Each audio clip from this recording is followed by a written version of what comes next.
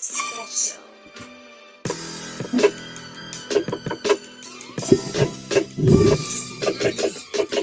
telling y'all, in this faith, the only thing you can do is try. You gotta apply these laws, statutes, and commandments. The faith of the Most High, Yahweh. Some of my Yahweh, I'm telling you, I tried. A mouth is hard to contain, the face to point the blame. I got a 9 iron on the plug, you welcome to the rain. Dry bones, hunger pain, pestilence and hurricane. Niggas wanna entertain, the blind can't ascertain. The word for your brain, wanna suit up, they come see me. Read John 8 and 32 and maybe we can be free. No hookups or freebie, Israelite rules on GP. Making the heat that flee, living the word is my destiny. I might get fouled, throw the towel, where's the referee? French connect my Hennessy, you gas off jealousy, feminine tendencies. Love affair with enmity, these kites want a legacy. A lot about equity, rebel like the Maccabee. Worldwide catastrophe, pray when we face the east. The 7 crowns on the beast. Let my dogs at the least hit the word in the streets. I'm made weather with the word, all wins, no defeats. I try to stand tall from building a post, but I swear these things be doing the most. I try to keep it real when everything's fake. Never fold, never break, I be a stand-up Jake. I try to avoid these stumbling blocks like potholes and scanning you niggas like barcodes. I try to keep it real when everything's fake. Never fold, never break, I be a stand-up Jake.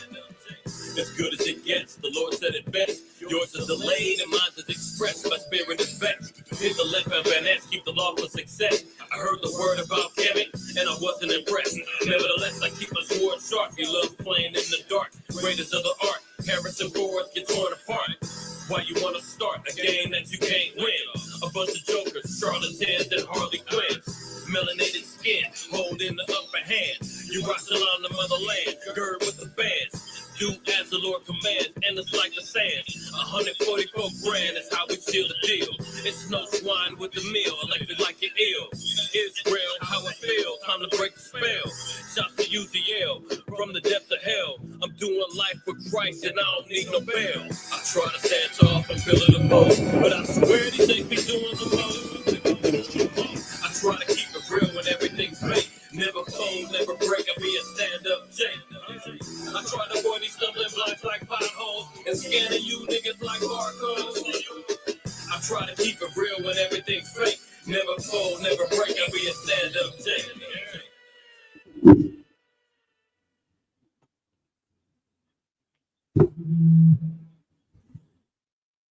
Yeah, here we go.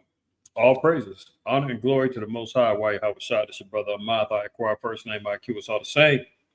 DSTM, it's that time. It is that time. Don't shoot the messenger, man. Prayerfully, everybody's doing well, man. Shabbat shalom to the family that's in the house. If you're joining us live or you catching the recording, shalom to you. Hopefully, everybody's solid today, man. Hopefully, everybody's solid. Let me salute the family that's in the place to be. Got my brother Karatazan in the house, Rani Yah in the house, Uziel, Malachi, shalom to you, brethren. Hashemai in the house, shalom to you, sis, Bayan, Shakar, and his household. Shalom. Shalom, shalom, shalom, man. Lord willing to catch up with you a little later, man.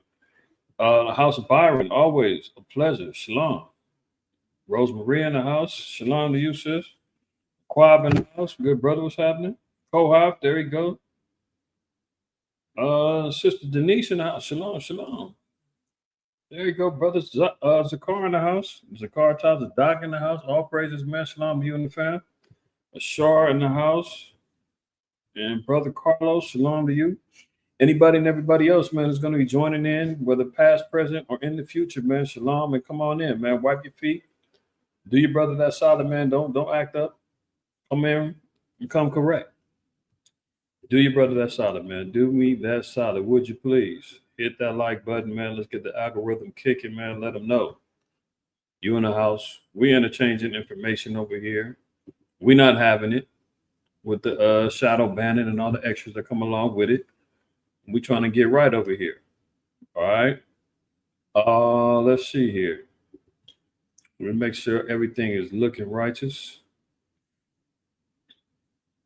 So far, so good. Let me see. Anything else I want to add to the pot here? Oh, bad, y'all. I'm trying to make sure everything's ready to roll. If I'm coming in clear, everything's sounding solid, man. Do me a favor and throw a 7 in the chat for me. 7 in the chat. If I'm coming in clear, man, do your brother that solid. Would you please?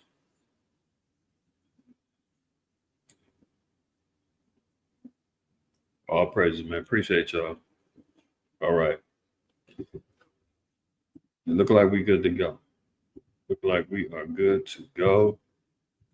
Let's get to it, man. All right, as y'all can see, the title of the video, man, he tried to warn you. He tried to warn you. The picture that you see, if y'all not familiar, man, we're going to go to history class, man. That's Dwight D. Eisenhower, one of the demon presidents of the United Snakes of America. But he found himself in a moment of wanting to tell the truth, wanting to forewarn those who's going to come after him to take control of the empire. In his farewell address, he laid down some cold gems. Some cold gems. Matter of fact, before I get there, I got to make sure, because the whole thing is about 15 minutes or so. Definitely not doing that long.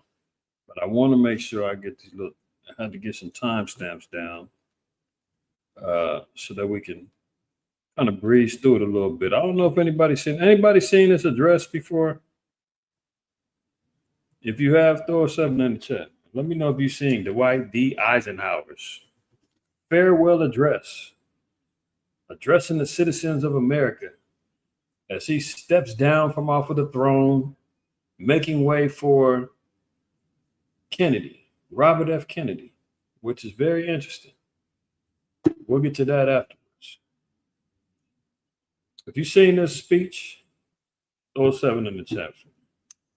If you know what I'm talking about, let me know. If you haven't, you're in for a treat then. You're in for a treat. Look like y'all ain't seen it. So okay, cool. New information, new things coming to the light then. But yeah, in the spirit of Psalm 64:8, matter of fact, let's go there. Kohab said he's seen bits and pieces. Okay, then you probably seen the good parts then, because like I said, we ain't gonna watch the whole thing, but we definitely gonna look at some relevant points that he was trying to make, giving a forewarning of what could be the collapse and the end of America. Right? Let's hit Psalm 64:8.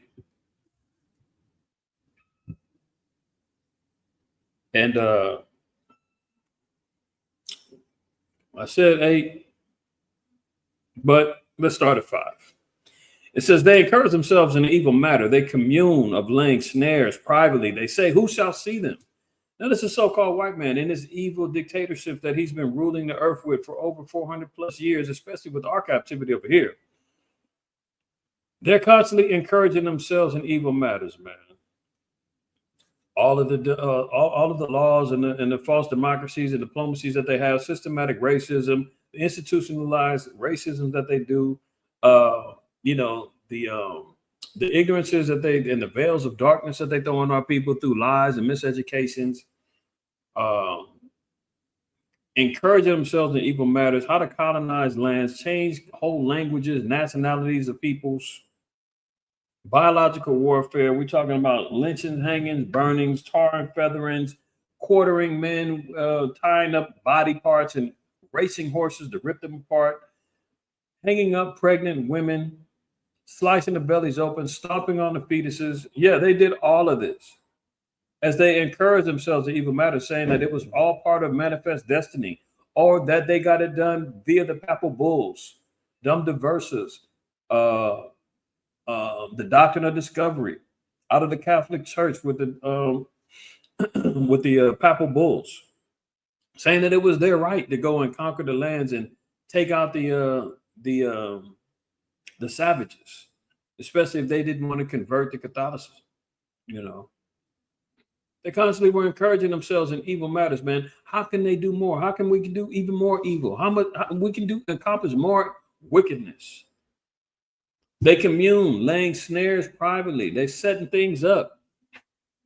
Very, very ironically, if when we continue looking at today's DSTM, and I'm gonna try to zoom through because I got a lot to get to, and I'm on a time schedule today, so I'm gonna try to pack it, man. So ride with me, ride with me. All right. Laying snares privately. That's important. They are sneakily laying out traps, booby traps, that a lot of people are gonna fall into. And they say, who's gonna see them? They feel as though they're above reproach. No judgment's gonna happen to them, you know, which is so far from the truth. Starting in verse 6, they search out iniquities. They accomplish a diligent search, both the inward thought of every one of them and the heart is deep. Yeah, so-called white man, his thoughts go so far deep. This is why our people can't even connect with us saying he's the devil, because our minds don't go as far as deep into the wickedness that he does. So if you can't relate, if you can't even see the inside, or you're not even open to realizing the evils and the horrors that he's done as a nation, you ain't ready to go that deep, because he does. I mean, look at the wicked imaginations, man. When you look at some of these horror movies and all the torture flicks, and from Saw to Hostel to all of these torture movies, man, how he just thinks about how he can dismember bodies and do torturous things. I mean, this is, and the cold part is he did a lot of that stuff to us, and then puts it out there in a movie form. That's deep. The technology advancements, the biological warfare advancements that he does, the peace treaties and the false covenants that he drafts up and already knows he's going to break them. He's sleeping deep down the line. This is where his spirit goes. Verse 7, but the Most High shall shoot at them with the arrow. Suddenly shall they be wounded. Verse 8, so they shall make their own tongue to fall upon themselves, and all that see them shall flee away. So their tongue is going to fall on themselves, meaning they're going to have to confess, tell on themselves. They're going to expose things, especially now with the information age via the internet. There's a plethora of information and things that is available and at our fingertips. They say, man, that the internet is undefeated. There's constant things that people think that something got buried away, and you hear about some celebrity that got caught up, and they're pulling up a tweet from 15 years ago that they said something foolish, and now they're being condemned. I mean, this is the type of stuff that goes on. So when you're looking at this particular speech from Eisenhower, this is one of the things where he had to make some confessions or some warnings as to where America was headed and what will be the ultimate downfall. And ironically, much of what he said is happening now. All right. So let's get right to it. Let's get right to it. This ain't the view. What's going on here?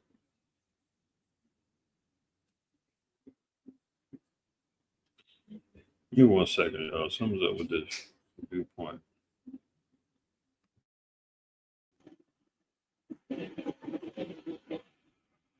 All right. This should be it. All right. So, first article we see here that we saw, what was it, last week? The chump, the stump, what did Elder Shive call him today? The dump. He laid out them tariffs. The threat was laid down that it was going to be 25% tariffs on Canada, Mexico, and I think 10% on China.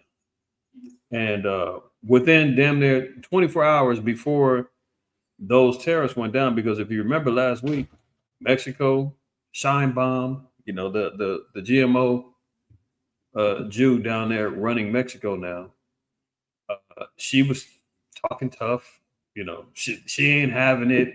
Why don't you do something about those that's doing the fentanyl over there? Fix your own problems before you blaming us. And Canada was talking tough. Hey, you guys are going to feel the pain because we got the energy. We got stuff that you guys need, and tariffs are going to come because we're going to stop selling American-based liquor so everybody can drink Canadian whiskey. That lasted about 24 hours before them people started bowing down, kissing that ring, man. Matter of fact, uh, let's get that in Revelation because this is the key, man. When you're looking at this dude, Trump, the chump, Agent Orange, whatever you want to call him, man, this verse right here is so crucial because we see it playing out in real time. Revelation 14:8 says, and there followed another angel saying, Babylon is fallen, is fallen.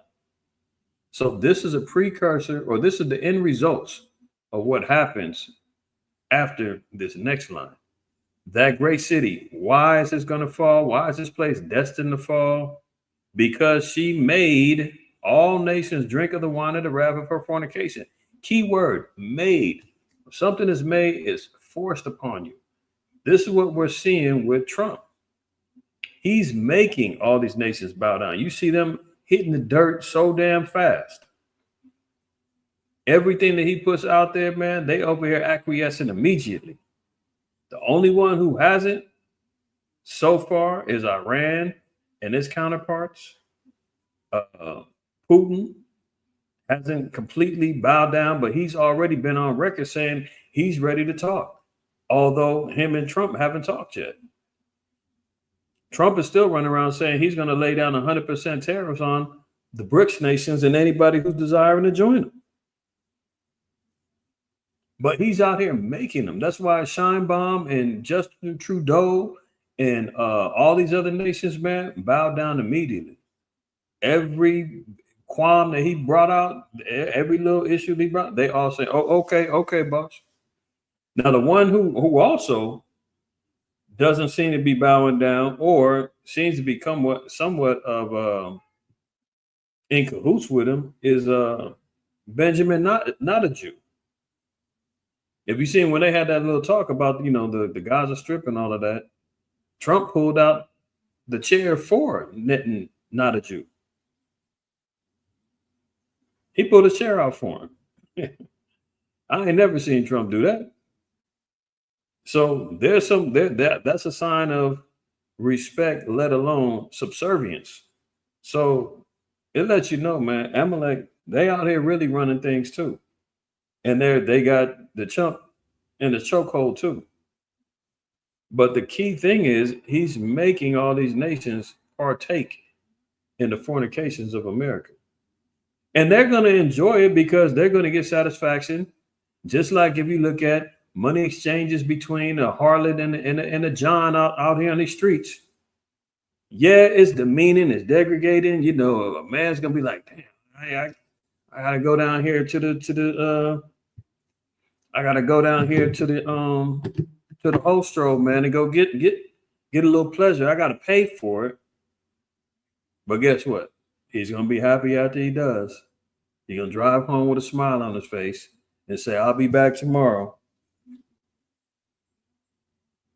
You dig what I'm saying? So the nations, they don't like it, but guess what? They're going to benefit from it because we see in Revelation 18, 17 that the nations are going to prosper. They're going to get something in return, but they got to bow down.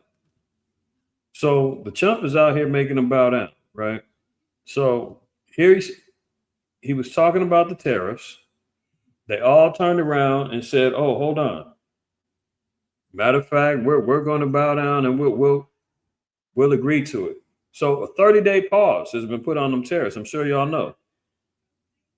Sheinbaum says, "Hey, we got 10,000 troops. We'll go down there. We'll help you at the border." Trudeau is like, "Hey, you know what? Actually, he's not that bad of a guy. We can work things out." Because ultimately, man, if America you get cut off and he takes them lips off of the poison tit of this beast and this woman, they're gonna starve out. And then he's gonna influence all the other nations not to deal with them, just like he did with Venezuela, Cuba. That's what they do. You don't play along, we're gonna cut you off and all the resources. And everybody that used to entertain you and you get money from, they ain't gonna. We're cutting them off too. Tell them nobody deal with you. And then you deal with socialism, high inflation, poverty, and the whole nine because you've been cut off from the beast. system. And the mother of harlots, man, said, "Well, you want some more of this poison milk? Then come back over here and pucker up. Oh, you think you can do without? Okay, let's see how long that lasts." So the pause is on 30 days. So it's still not over because when we seen these tariffs go on, man, the stock market crashed down. The dollar was in jeopardy. All kind of issues regarding imports and exports coming from Mexico and Canada was all being affected. Gas they was talking about getting ready to go up. So he's giving them 30 days to negotiate and come to their senses and come over here and play with this hoe. President Donald Trump agreed to pause the implementation of planned tariffs on imports from Canada for at least 30 days. Canadian Prime Minister Justin Trudeau said the pause was announced hours after Trump said he would pause tariffs on imports from Mexico for 1 month. Trump on Saturday said he would impose 25% tariffs on goods from Mexico, Canada, 10% tariffs on goods imported from China. Now, the tariffs on China, that went through. And China ain't liking it, and they're retaliating in their own right. So right now, there is somewhat of a trade war going on. And that can cause big problems. Now, if there's no resolution between Canada and Mexico, I think we went over the numbers a while back. $400-something billion worth of goods and services and money flows through both areas, Mexico and Canada. Now, Walmart and other outlets who get goods that have to send their stuff to Canada and other places, they already said they expect price hikes because these tariffs are going to make us pay more to get the goods in. And you know how Jake loved Walmart. Walmart's full of damn Israelites. You go to Walmart, you for sure gonna see some blacks and Hispanics up in there, shopping carts full, trying to buy clothes, food, and car parts and everything else they can get at a discount, supposedly. So that's where we're gonna see some issues within the next 30 days if they don't figure this thing out. But we're gonna see. Look at it. Trump says Americans could feel pain thanks to tariffs on Mexico, Canada, and China. So this is before they came to the 30-day resolution. But I brought this up because if there is no resolution, he's already warned everybody. Oh, we're going to feel the pain. Inflation is going to go up. The value of the dollar is going to go down. There's going to be a scarcity on certain particular goods. You know, we get a lot of crops, avocados, and all kind of tequila and stuff coming from Mexico. Those things is going to go up. Energy and other resources that's coming from Canada, those things are going to go up. So as he says, "Oh, tariffs don't hurt nobody. They're it's all benefited." No, it benefits the big boys. Him and his counterparts, the billionaires, they're going to get paid. But for those of us who need these particular services, we're going to have to pay more for them. So just when everybody thinks, "Oh, we're out the clear, slow Biden and Bidenomics is over with. We got the Trump and his business partners in here making it rain again." No. He's already warning. The route I'm going, it's gonna hurt you more than it's gonna help you.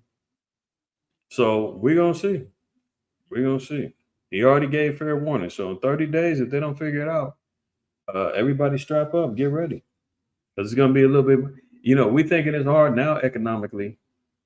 Just imagine for things to get a little more worse, right? Now look at this. This is why the trade wars is going on. And I did a lesson about the parallels between the roaring 20s and I believe it was 2020, 2021 when I did the lesson. Because there was high parallels between those two times, and it gives us an instance to understand where we can go. The scriptures say that the things that were done aforetime were for our learning in Romans 15 and 4, I believe.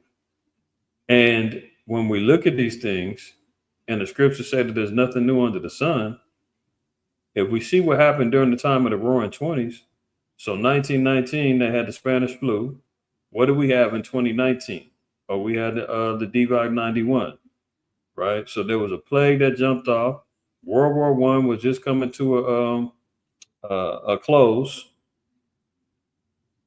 Then they just they came up out of Afghanistan. I can't remember the exact year, but it was around that time. I think it's 2021, 2022, somewhere around there, where Slow Biden withdrew the troops from Afghanistan, supposedly ending the war that started from 9/11, 21 years before that, right?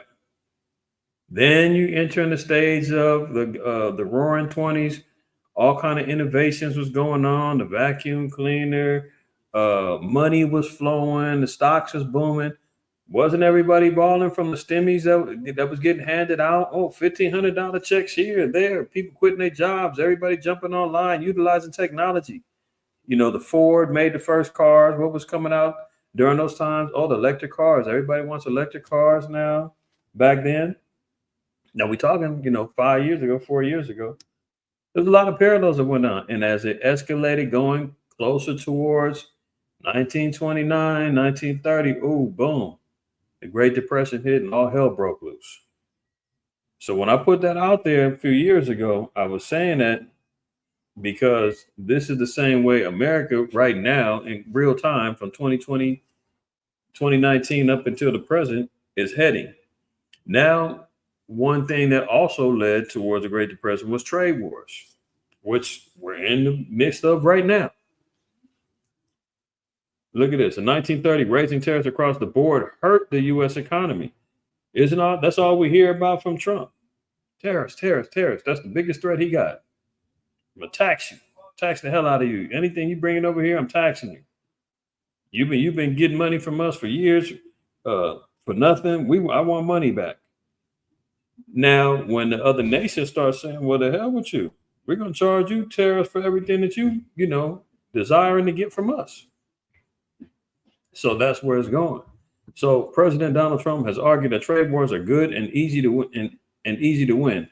But many economists have disagreed that raising tariffs sharply can improve the economy. In particular, experts have pointed to the failure of the Smoot-Hawley Tariff Act passed in June 1930 to protect U.S. industries from tariff increases. Although this came several months after the stock market crash of 1929, the U.S. hadn't yet entered the full onset of the Great Depression, said Claude Barfield, a resident scholar of the American Enterprise Institute. And that's one thing that they've been talking about of late is a stock market crash. And we've seen drastic drops in the stock market, crypto over the last month and some change. Investments haven't been going good for a lot of people. Even real estate in certain areas isn't going according to plan. So right now, people are having a hard time looking through the fog of we're going to make America great again and being cloaked with all of this false hope. They're having a hard time looking through it because their pockets ain't increasing. They just put out the job numbers. They said that unemployment is in the job creation market is down. Layoffs and the whole nine. We seen the ghost jobs, that old fake thing going on, man. The cat go out there and apply for 100 jobs and you get one call back, it's fake. So a lot of stuff you don't even know if these are real jobs getting created. So a lot of stuff is smoke and mirrors. But what they are eventually talking about is a stock market crash. When that goes down, all bets is off.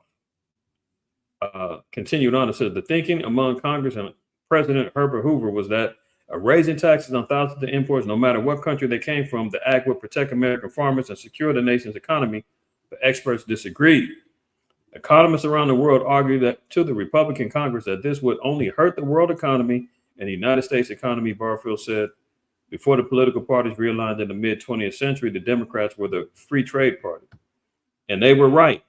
Although it did not cause the onset of the Great Depression, it did help extend it. After President Hoover signed the bill into law, stock dropped to 140.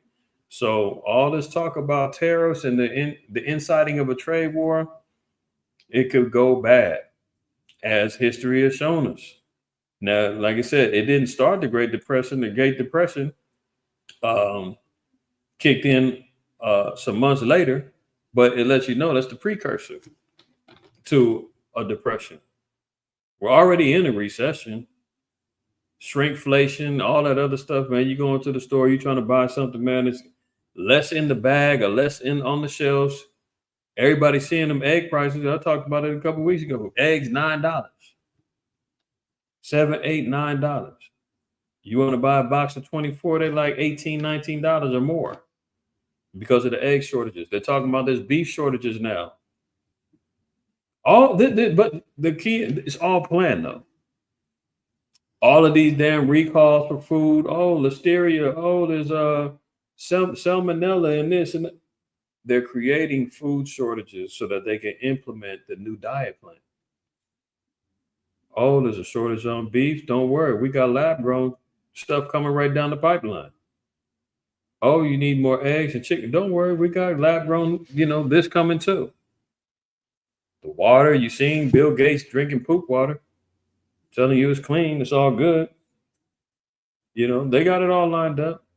GMO expressway is coming down the pipeline super fast. You see the problems that the farmers was having. They looking for loans, trying to make sure that they can maintain their businesses. They're struggling.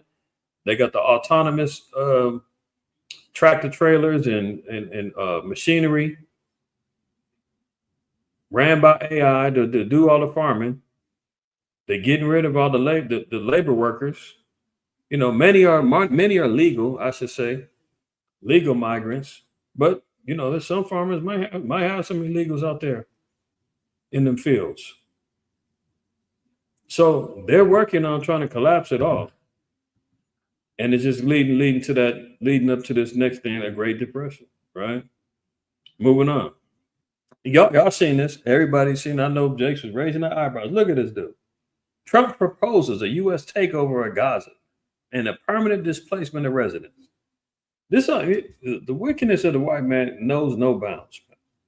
I mean, this dude is bold as hell to pop out and say all of what he said. And I'm going to play the little video instead of reading the article just for time's sake. But if this ain't Micah 2, I don't know what is. Micah 2, 1 and 2. Woe to them that devise iniquity and work evil upon their beds. When the morning is light, they practice it because it is in the power of their hand.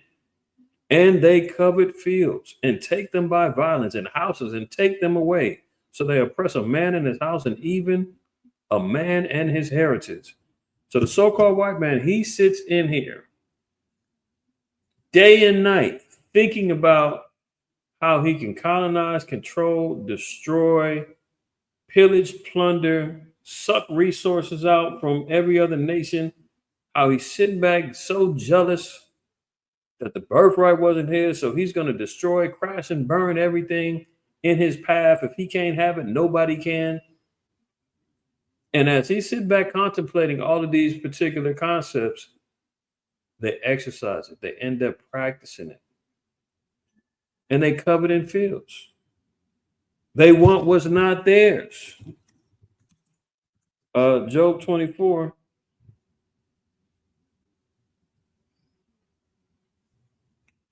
And we're going to read verse 1 and 2. It says, why seeing times are not hidden from the Almighty? Do they not know him not to see his days? Verse 2, some remove the landmarks. They violently take away flocks and feed thereof. So we all know how the so-called white man operates when it comes down to colonizing by force. Ask the Maya, the Inca, the Aztecs, over the 300 tribes, indigenous tribes here in the Americas. How about the Arawak and the Carib Indians that got, slaughtered and their lands taken from them? Huh? Yeah, he removes landmarks. That was against the law. If you had an allotment of land that was yours and landmarks were there, you could not move that landmark to increase your land and say, oh, let me move this over here a little bit so I can have a little bit more land. That was against the law. You could not do that in Israel. But what was the white man care about that? He don't give a damn. He's going to remove landmarks and say, no, that's mine now. Just like he's doing now. The whole land of Israel, extends from the Nile all the way to the river Euphrates. We ain't talking about that little strip. And now we're seeing him wanting more. Look, they drive away the ass of the fatherless and take the widow's ox for a pledge. So they take resources that's not theirs. They take things that generate income and money that's not theirs and seize it for their own. They turn the needy out of the way. The poor of the earth hide themselves together. So what are they doing to the little sand? I was going to call them something else. I'm going to be nice. The Palestinian people over there, turning the needy out of the way, trying to tell them, look, get out the land. It's a wasteland now. You can't return. Egypt, Jordan, you guys come take these people. Turn them out the way. How long have they gone without, food and resource trucks during the course of this war? Look at the body count. They're up in the 50, 60,000s to a few thousand dead Palestinians compared to maybe a couple of thousand fake GMO fraudulent people, the ish people. Let me see. How many people, let's see, Gazans.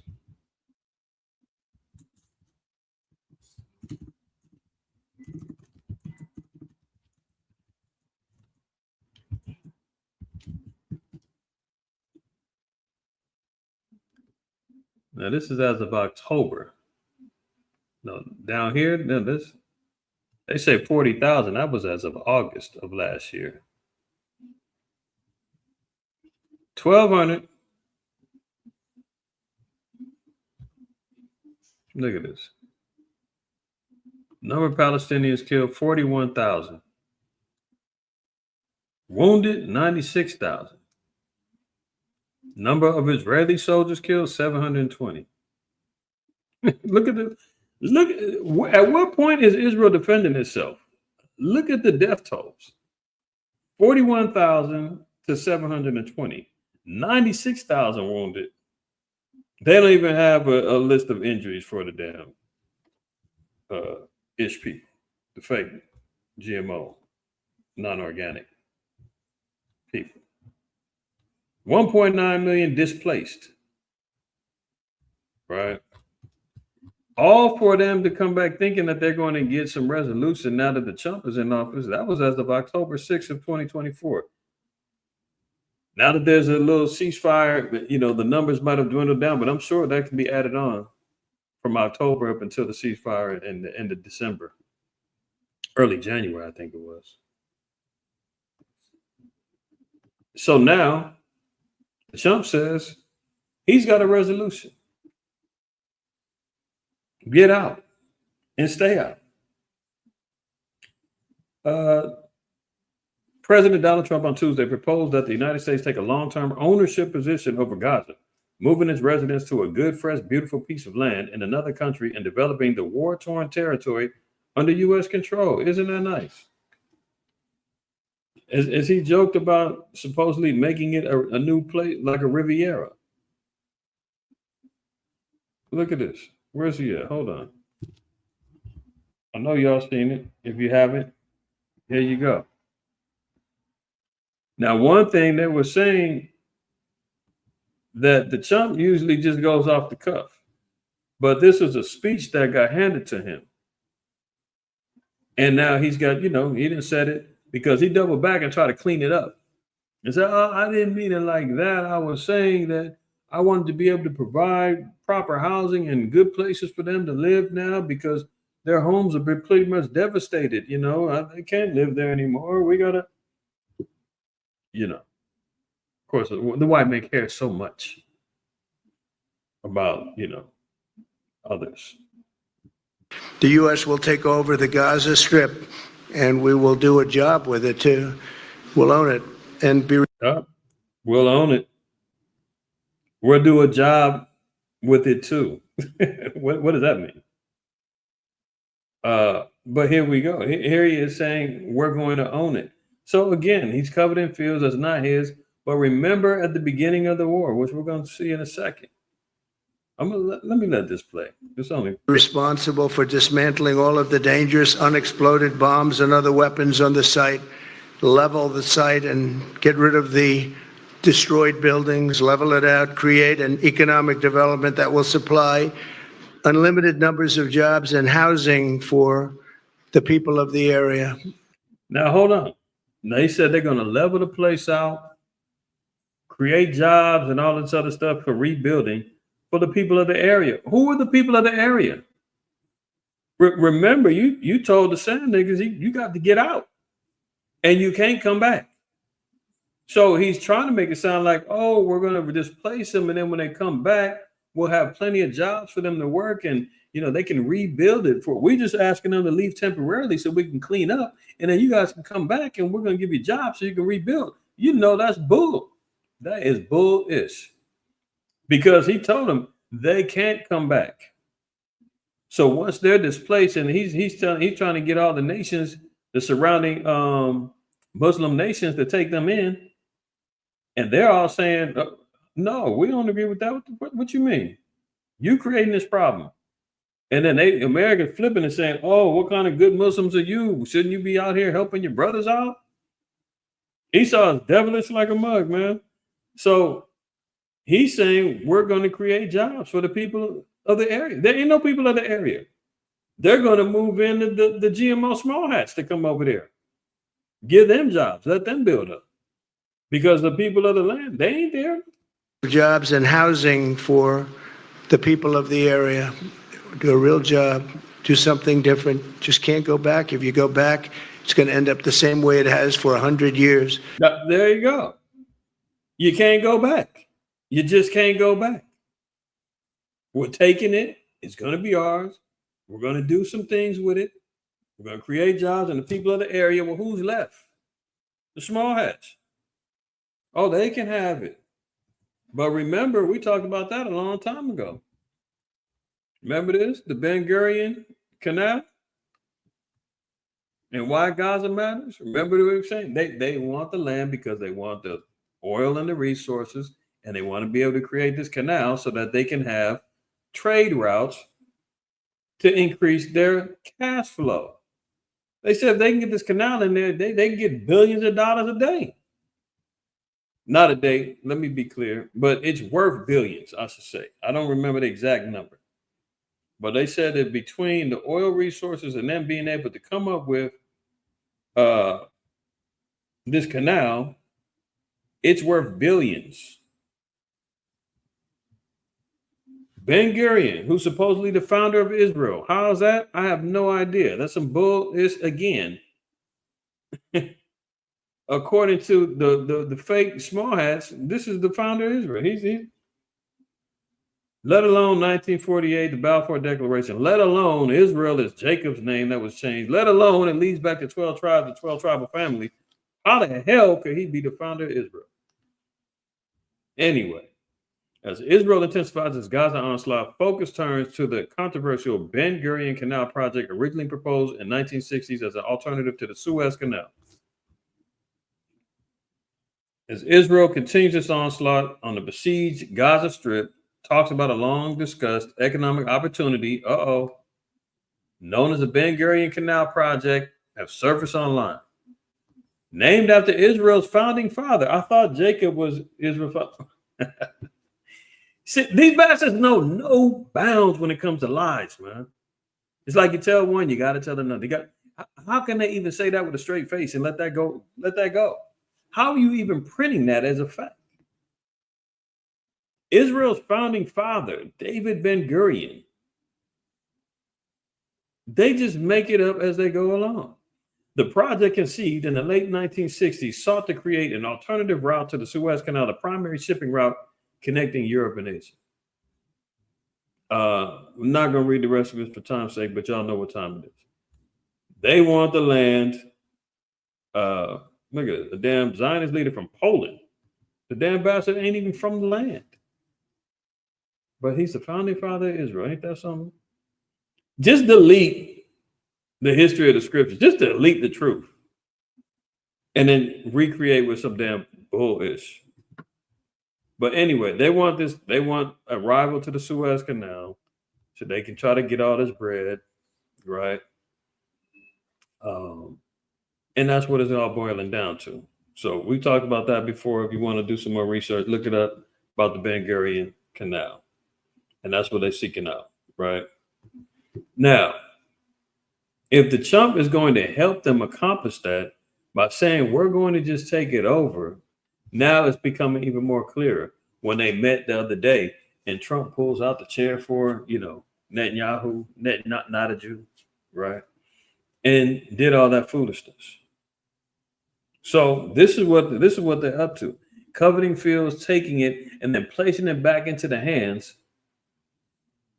of the GMO small hats who are continuously still crying out about how much it costs and all of that. What was it? 2-3 weeks ago, they just had the damn 80-year anniversary. Oh, never forget. Oh, giving the testimonies of these old, decrepit, raisin-looking heathens talking about what they remember being a kid in the camps. Give me a damn break. We can't even talk about a little Jake that got beat for, having a bag of chips and mistaken identity or something. Oh, stop being victimized. Stop crying. Stop whining. But they can talk about it for 80 years. And it ain't even all right, let me be quiet. The bots, and I'm sure they on high alert, especially after Kanye or Ye went on his rant. I don't know if y'all heard about that, but I was reading a couple of articles, man, saying Kanye went nuclear, talking wild about the small hats and some more stuff. But anyway, got to be careful because they got the eyes and ears and the bots listening about. Don't say nothing about them right now. It's sensitive right now. But we see what's happening. So they're looking to remove them, keep them out, so they can redevelop it and establish a whole new pipeline of bread. The rich stay rich, poor gets poor.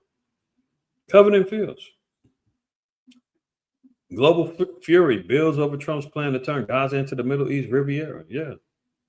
So a lot of the neighboring countries, they ain't feeling it.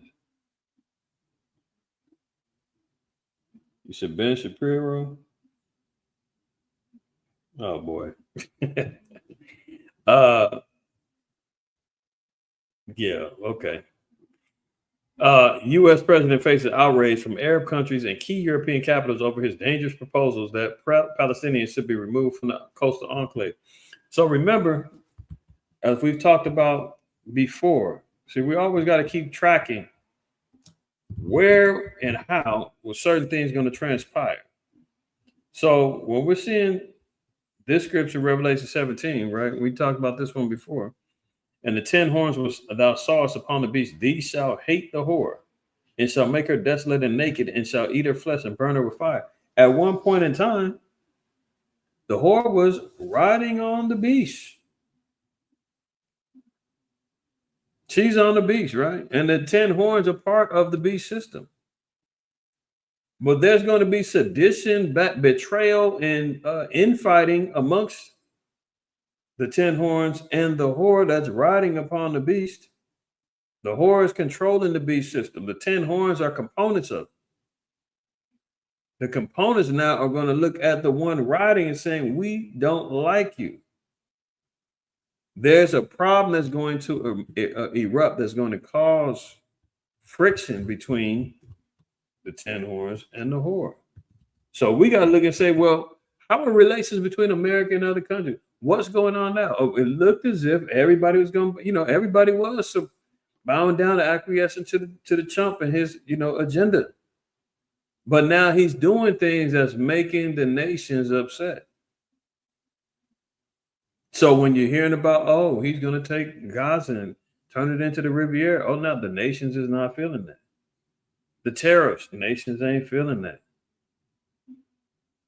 You understand? So Obadiah tells us as well. Verse 7, all the men of thy confederacy have brought thee even to the border.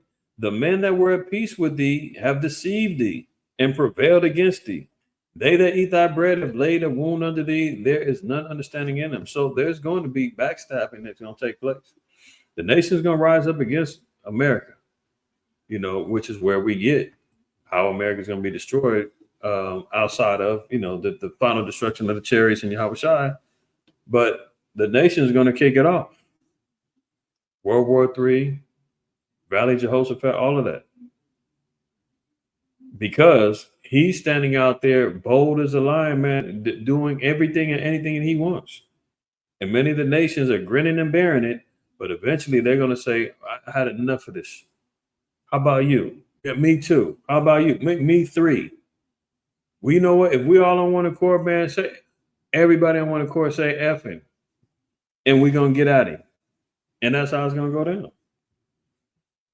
So, European countries joined Arab nations Wednesday in rebuking a shock announcement by United States President Donald Trump that he wants to take control over Gaza and forcibly displaces inhabitants to neighboring countries, including Jordan and Egypt. Trump's remarks that the U.S. should own Gaza and turn it from a demolition site into the Riviera of the Middle East sparked immediate blowback from Palestinian officials, the regional allies around the Middle East, and key European capitals.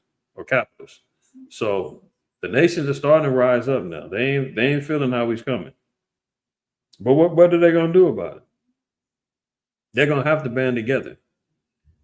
So the Middle East powers reject Trump proposal to take over Gaza, right? Look at it. EU warns Trump it will retaliate over tariffs. So he's running into problems. This is why he's scaling back a little bit, Oh, Mexico, Canada, you guys ain't ready to jump on board? I'll give you 30 days. Let's talk it out. The EU, they're jumping up because that's part of the 10 horns, the EU and NATO. They're backing down. They're saying, hold on. The European Union, they're not feeling how he's coming. So something is going to have to trigger the nations, man, to hate the whore. And you say dislike, disagree, Let's look at this real quick. They talking about, man, and we hate that witch. You know what I'm saying? The Council of the EU. Let's see.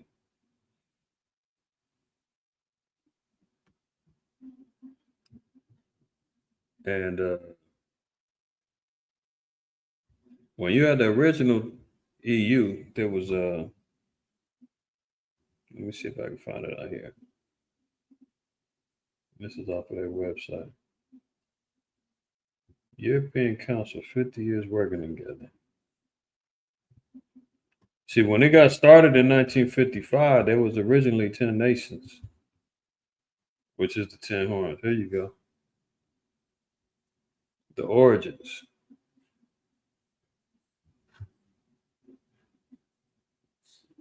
3, 6, 9. One of those missing.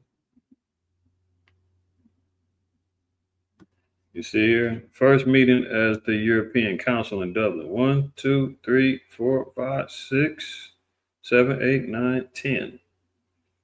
And there you go. They sitting at the little round table, but this is how they got down. This is the elites of the 10 horns, the original. Now, the numbers or the people have changed, or the countries, I should say. But the original was the 10 horns, or the origin of the 10 horns comes from the EU, which expanded through the military. They utilized NATO and enacted NATO. But they have 10 configurations on how they, take care of their business. Everything's surrounding around 10 with them, right? Let me see. But I've covered this and talked about this before. But this is how they get down, right? Now, this is why we're hearing about the EU now is warning Trump. The EU now is talking like, hey, we're not feeling this. Something is going to inspire that scripture to create enmity between America and Europe, America and the Arab nations. He's going to have America. America's going to be public enemy number one around the world. Slowly but surely. What better way than an arrogant president like the Trump, who constantly is flaunting in front of everybody saying, we're going to make America great again. We're the best. We're taking what we want.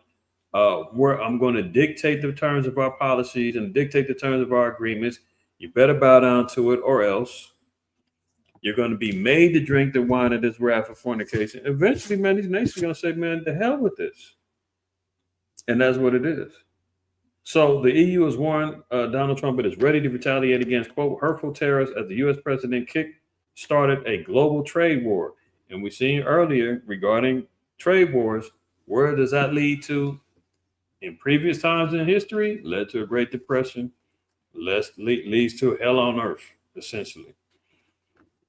European leaders, including Olaf Scholz, the German chancellor, warned that the EU had, quote, its own courses of action after the new president said the bloc had treated the U.S., quote, terribly. It would be the next in line for tariffs after Canada, China, and Mexico. It comes as Sir Keir Starmer is set to be the UK's first prime minister to attend the EU summit since Brexit, when he travels to Brussels on Monday as part of a, quote, reset in relations. The Telegraph understands Sir Keir is ready to make a series of concessions in order to build closer ties with Brussels, including joining an EU-related trade pact and revamped visa scheme for young Europeans who live and study in the UK. So overall, we're seeing the 10 horns are starting to get upset with the whore. Look, China erupts after Panama rejects a canal deal as global tensions mount. Remember, he said, we want the Panama Canal too. We talked about that last week. He wants the Panama Canal and he wants Greenland. So as he's covered in fields, he wants Gaza, he wants Panama, he wants Greenland, he wants it all. And the nations is like, hold on. China said, well, we had a trade deal. We had a deal with Panama in regards to them being able to use the canal to get their goods and services through. And Trump was like, Panama, I need that. Matter of fact, we built it for y'all, handed it over to you. You've been taxing the hell out of us when we use it. You're letting China off a lot easier than us. How about we just take that damn canal back? And if you don't like it, we can go to war about it. You know, on the streets, they say we can catch a fade. In Panama, remember last week, the old ex-president of Panama was like, there's going to be many casualties on Panama side. We can't mess with America. The only thing America's going to have is shame and condemnation from the world for picking on us. But they're going to get what they want. So China erupts as Panama bowed down and said, you know what? Hey, man, boss said, I got to tax you. We're going to cut off this deal. And China's like, what? Hold on. You just going to bow down like that? And Panama said, hell yeah. Because Trump said, remember that interview I played last week with the interview? He said, "Can you guarantee that you're not going to retaliate through economic or even military means?" And he said, "I can't guarantee that."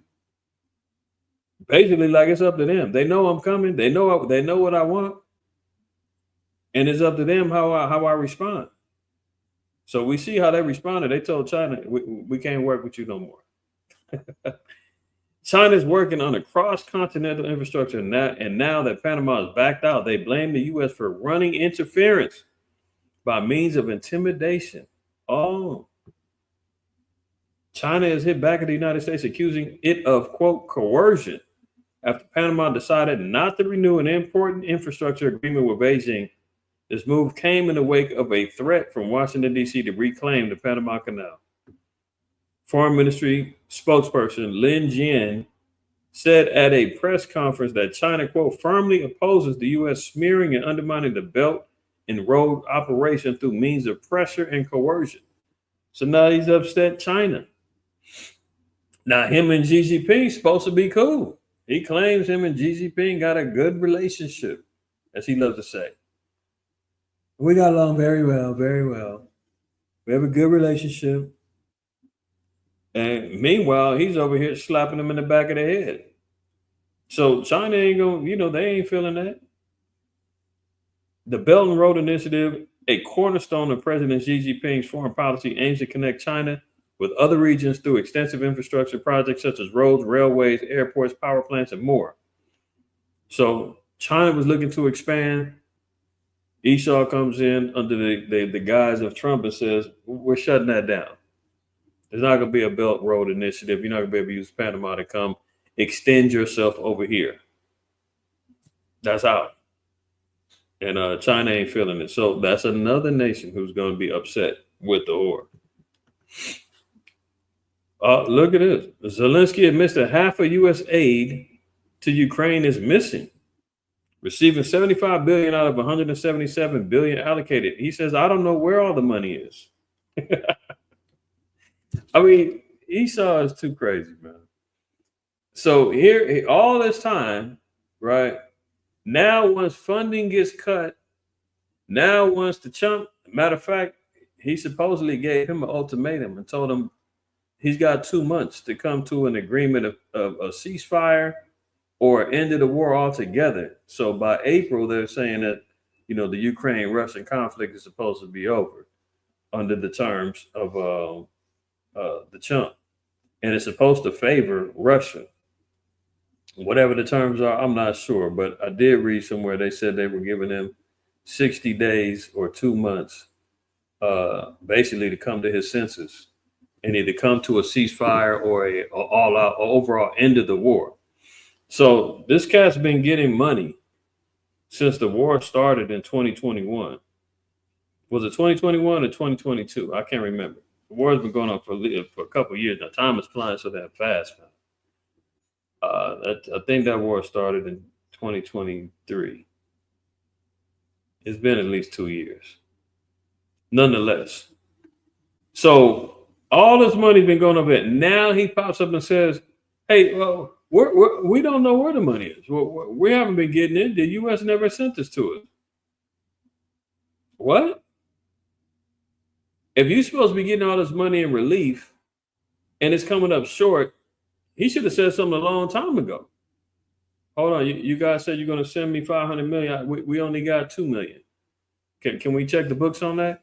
I mean, how many times have we seen the books getting cooked under Biden? How many times have we seen, corruption coming out of Ukraine? We don't know where the money is.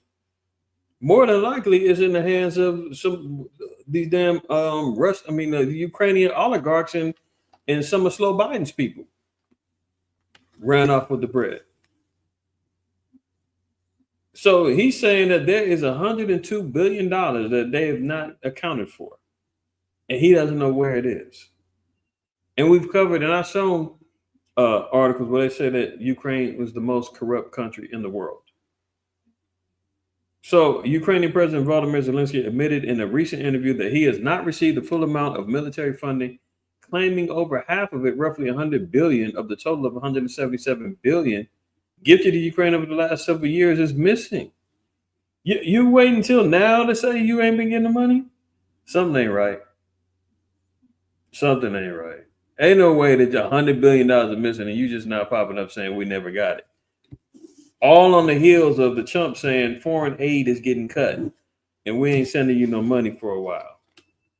We're over here doing audits and cleaning up the books over here, and we're finding a lot of folly jumping off over here. So we're putting a pause on all this money spending until we figure out where the money's going, who's over here getting shiesty and taking bread, and who isn't.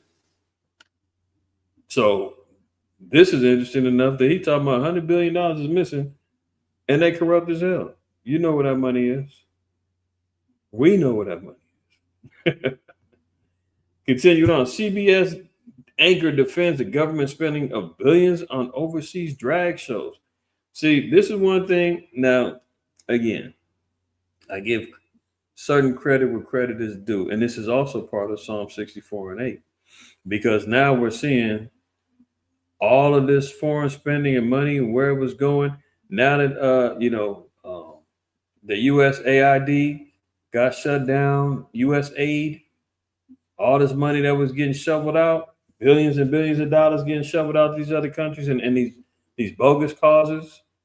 This is why Elon and the rest of them is in here doing audits and running through the books, is because we're seeing where some of this money was going. Billions of dollars on overseas drag shows, man.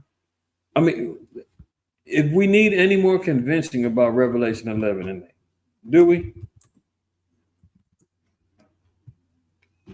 Only this place would do this. Verse 8, and their dead bodies shall lie in the street of the great city. which spiritually is called Sodom and Egypt, where also our Lord was crucified. So here we are, America, embodying the spirit of Egypt and Sodom. You got to be in that same spirit of Egypt and Sodom, man, to spend billions of dollars so that they can have drag queen shows in foreign countries. Can you imagine? Meanwhile, Jakes is over here, man, starving, struggling, sleeping out on the streets, tent cities all over the damn place. Drug habits, a whole nine, man. Looking for a little help here or there. And Esau says, we ain't got the money. We can't help you. Can't get no government, can't get no programs in the hood to try to help the youth, man. Can't help small businesses so that they can help, help some of these youngsters, man, get off the streets. No opportunities, man. After school programs, all that stuff is all gone. Music programs, all that stuff is gone. I mean, some schools got these little programs now where you can learn how to make beats and stuff like that. But I'm talking about like instrumentation, teaching instruments, and all that's gone. After school group centers and stuff. Most of them things is up out of there. That's a good point, Naquab. They send all that money to Ukraine and over $100 billion comes up missing, but they can't fix the water in Flint. I mean, give me a damn break, man. Now, here they go, and you got a CBS anchor, somebody from the Mockingbird Media, Margaret Brennan, is trying to justify the government spending money on transformer operations. Look at it. CBS anchor Margaret Brennan attempted to justify the government spending on controversial foreign aid like transgender operations in Colombia and atheism overseas on Sunday, saying it's a small amount in comparison to the entire budget. Oh, billions of dollars, that's just pennies, right? Who cares? Spreading atheism across the country, across the world, and funding transformer operations in Colombia. This is where they're spending the money. To be anti-Bible, anti-God, anti-Israel, and go out there and get swapped out and become a Decepticon. In a country populated by Israelites. So they're working on completely corrupting and destroying the whole world. And this broad says, what's the big deal? We didn't spend that much of the budget on it. Stop hating. Brendan was sparring with Florida Republican Brian Mast on her show, Face the Nation, when she challenged him on the support of a purge of State Department personnel. He gave what he said were examples of the government prioritizing DEI over diplomacy, listing drag shows in Ecuador and $50,000 on atheism in Nepal as his proof. Can you imagine? So transformer operations in Colombia, $50,000 to promote atheism in Nepal, drag shows in Ecuador is where government funding is going. This is why, okay, I could tip my hat and say, okay, Elon and them running through, getting surgical with the books, firing and shutting down DEI. Okay, I get that. But see, there's always a trap door in there. Remember, they lay traps. It's always a trap door still sitting there, booby traps, right? Now, let's see what else they're doing. Trump signs an order establishing a sovereign wealth fund that he says could buy TikTok. Translation: he wants to create a private fund, government fund to buy TikTok. So eventually, if this goes through, TikTok will be government owned. It's going to be a government source for tracking, registration, being able to use it. Remember, the World ID said that you're going to have an ID to access your social media. If this goes through, this could be the part of it, but it won't be done under the World WEF.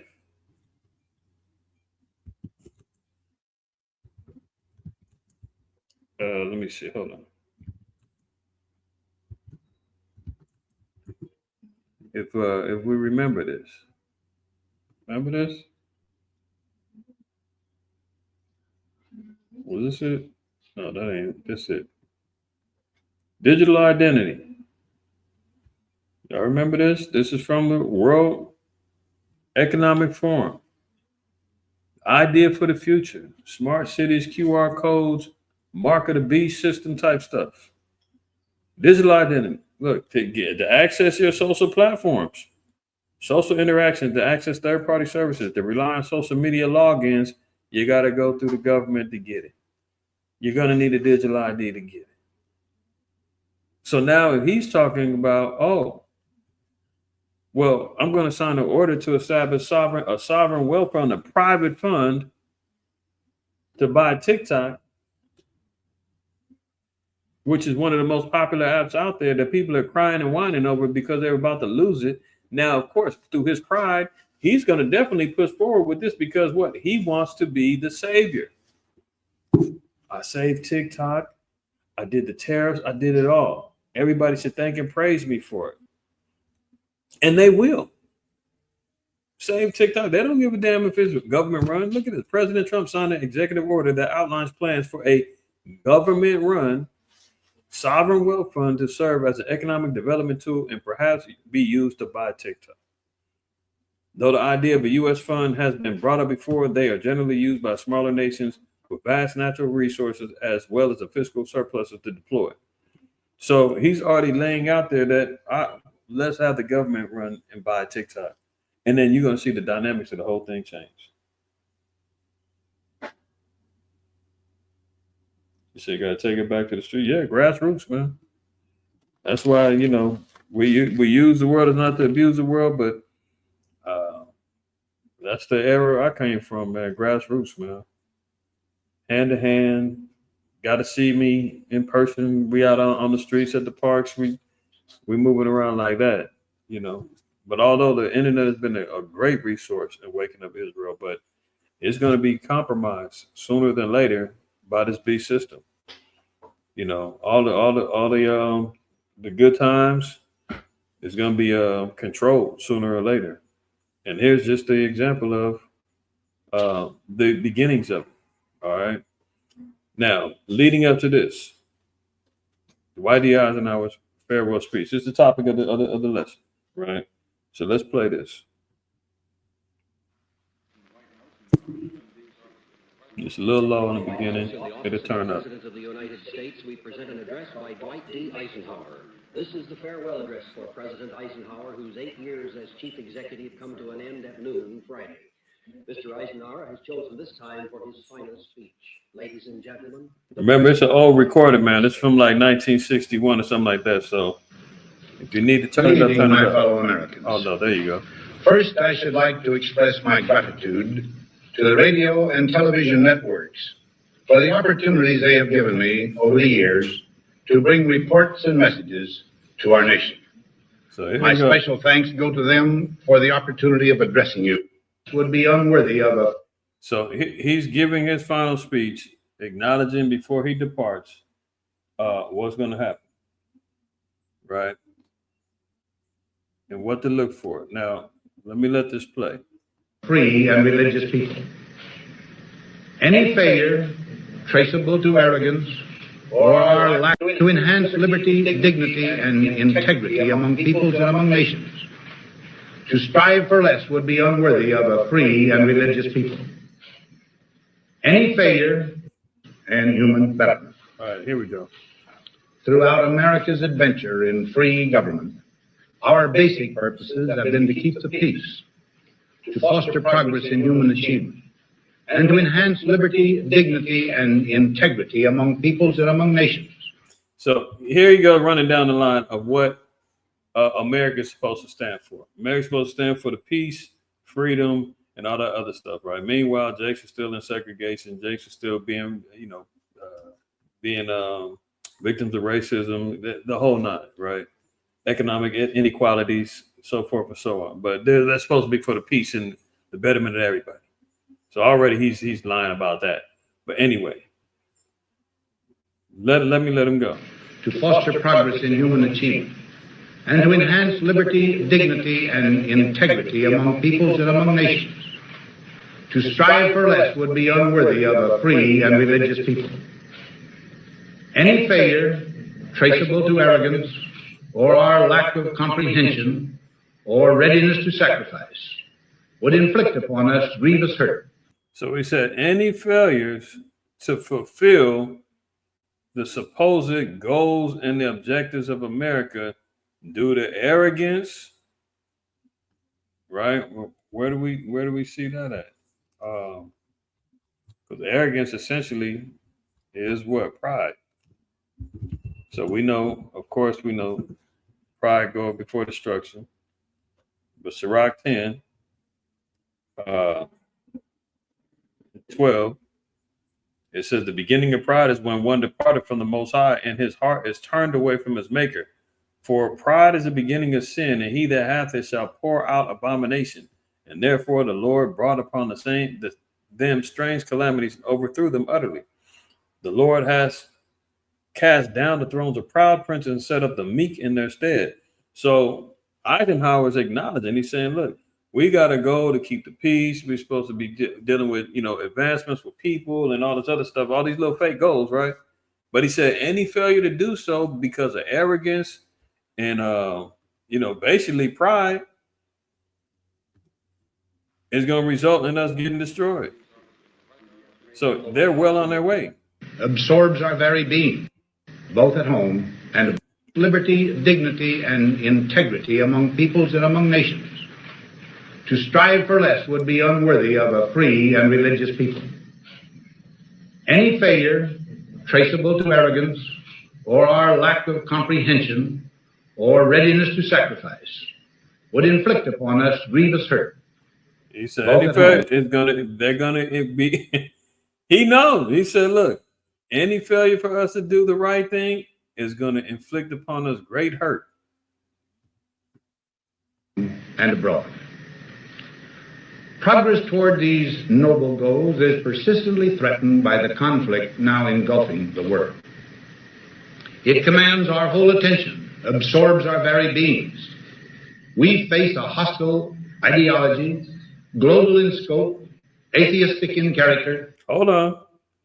He said right now, they're facing a global threat. Now, what he talking about, this is in the spirit. Because the only thing that's going on right now is Vietnam. Vietnam War was jumping up.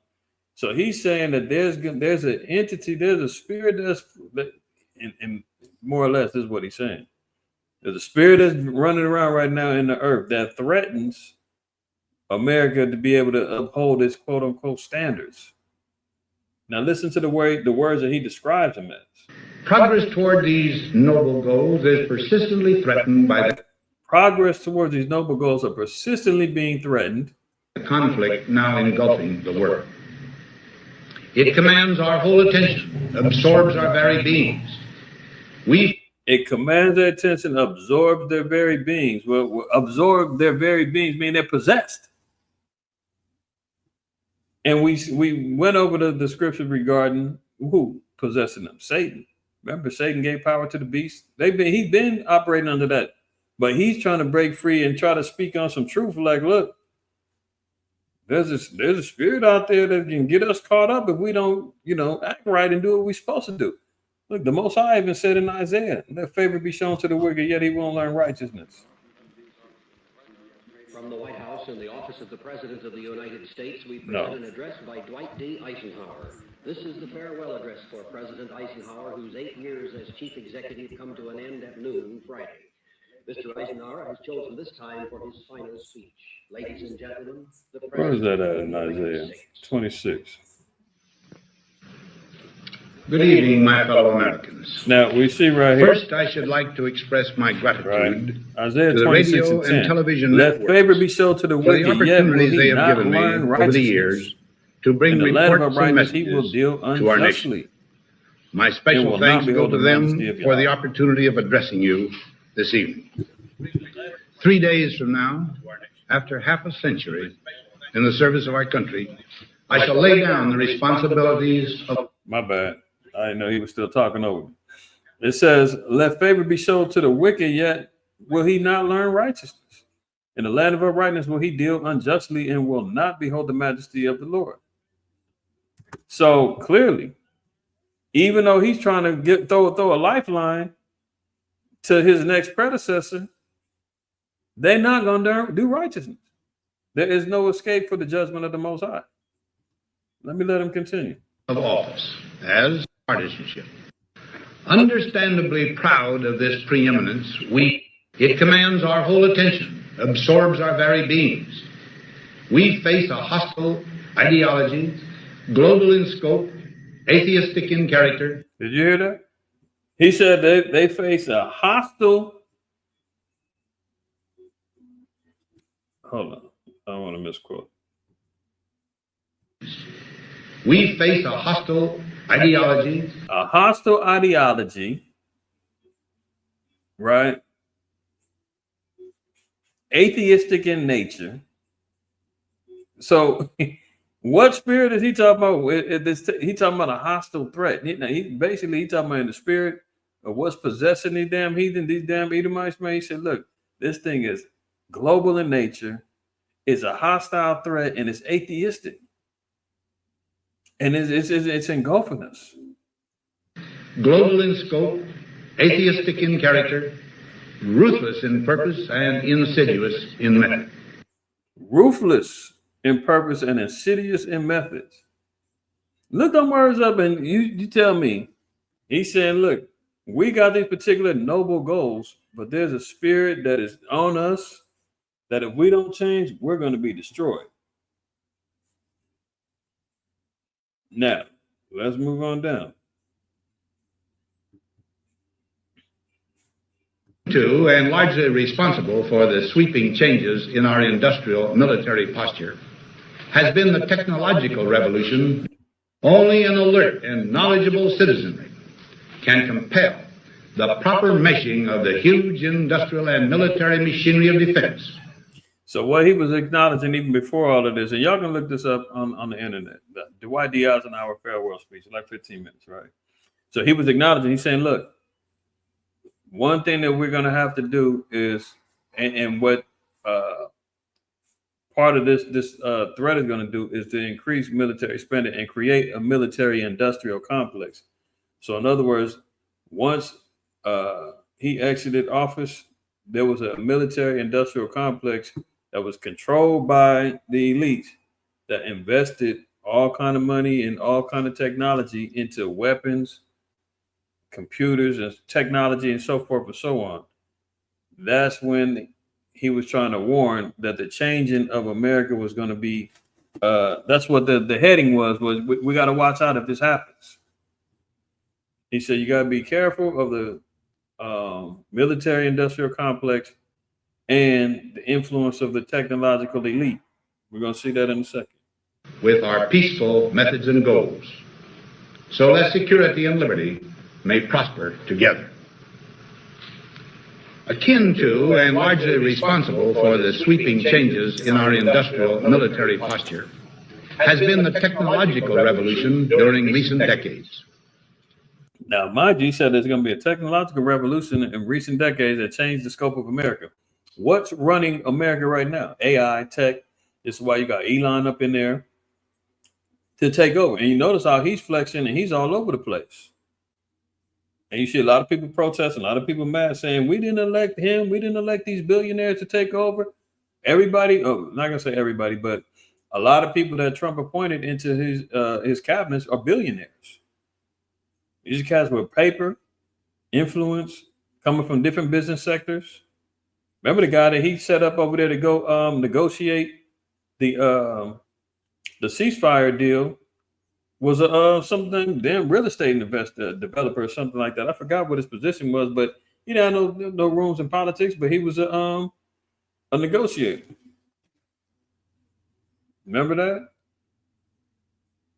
And the chump interrupted him. Was like, I don't want to hurt your negotiations, but I forgot which peace treaty was he trying to organize. It was one of the ones in the Middle East. I forgot which one it was, but was it the Middle East? I forgot which one it was. But you know, he got these billionaires up in there, man. And he got the tech heads. Now Eisenhower's warning. He said, look, one of the things that's going to happen is going to be an advancement of technology. People are going to come in and the tech is going to be running the government. In this revolution, research has become central. It also becomes more formalized, complex, and costly. A steadily increasing share is conducted for, by, or at the direction of the federal government. Today, the solitary inventor, tinkering in his shop, has been overshadowed by task forces of scientists. Oh, he said the government itself pretty much has been overshadowed by scientists. Who do we see now running stuff? Federal government. Today, the solitary inventor, tinkering in his shop, has been overshadowed by task forces of scientists in laboratories and testing fields. In the same fashion, Laboratories and testing field, Fauci, the NIH, the Tesla, Starlink, you know, you name it. These are the ones who's influencing it and been running the world the past four plus years or more. Lockdowns, pokes in the arm, mandatory this, that, and the third, passport, global IDs, you name it, all instituting changes that lead towards a mark of the beast system. the free university, historically the fountainhead of free ideas and scientific discovery, has experienced a revolution in the conduct of research. Partly because of the huge costs involved, a government contract becomes virtually a substitute for intellectual curiosity. For every... You hear that? He said the government contract just becomes a subject of intellectual curiosity.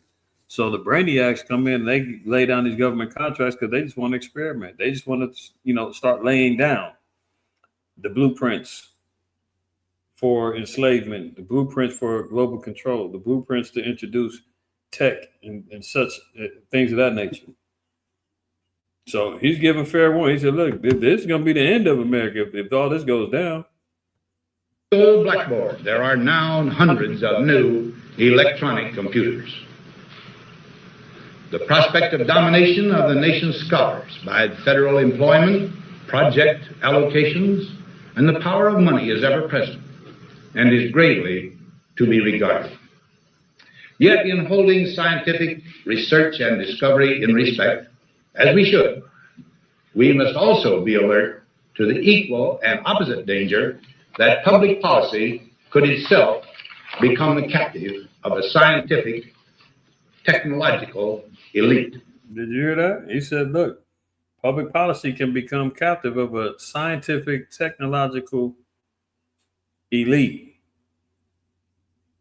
Well, isn't that what Elon is doing right now? Trump is running around talking about, oh, crypto, we're going to be the crypto capital of the world. Oh, we're going to be digitized this, that, and the third. Oh, yeah. Everything now is leaning towards tech. They're using AI to do all of the auditing of the books for all these governmental foundations that they've been shutting down. He's got 20-year-old and 25-year-old nerds, Elon that is, running through getting access to people's social security numbers and everything else.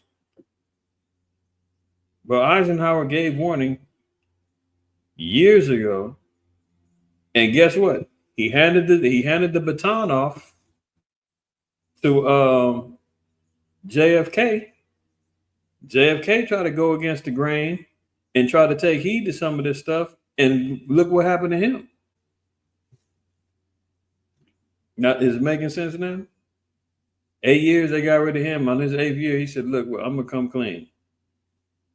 If we continue on the path we're going, arrogance and ruling, we're going to face imminent destruction. Oh, and if we start investing in the military-industrial complex and getting up all these weapons and doing all this stuff when we're supposed to be for peace, it's going to be a problem. Oh, and let's not forget about the technological elite and scientists is going to try to take control of the government and run rampant over here. We got to watch all of this stuff. And matter of fact, Here you go. JFK is yours. JFK gets control of it, man. Try to, expose some things and stand on business. And guess what? Grassy knoll, head blown. So that's how dangerous it is. And that's what he was trying to get across, man.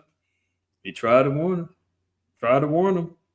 But at the end all be all, man, the Most High was like, you can't stop a damn thing. You are who you are, and you're going to do what you're going to do, and you're going to be judged for it.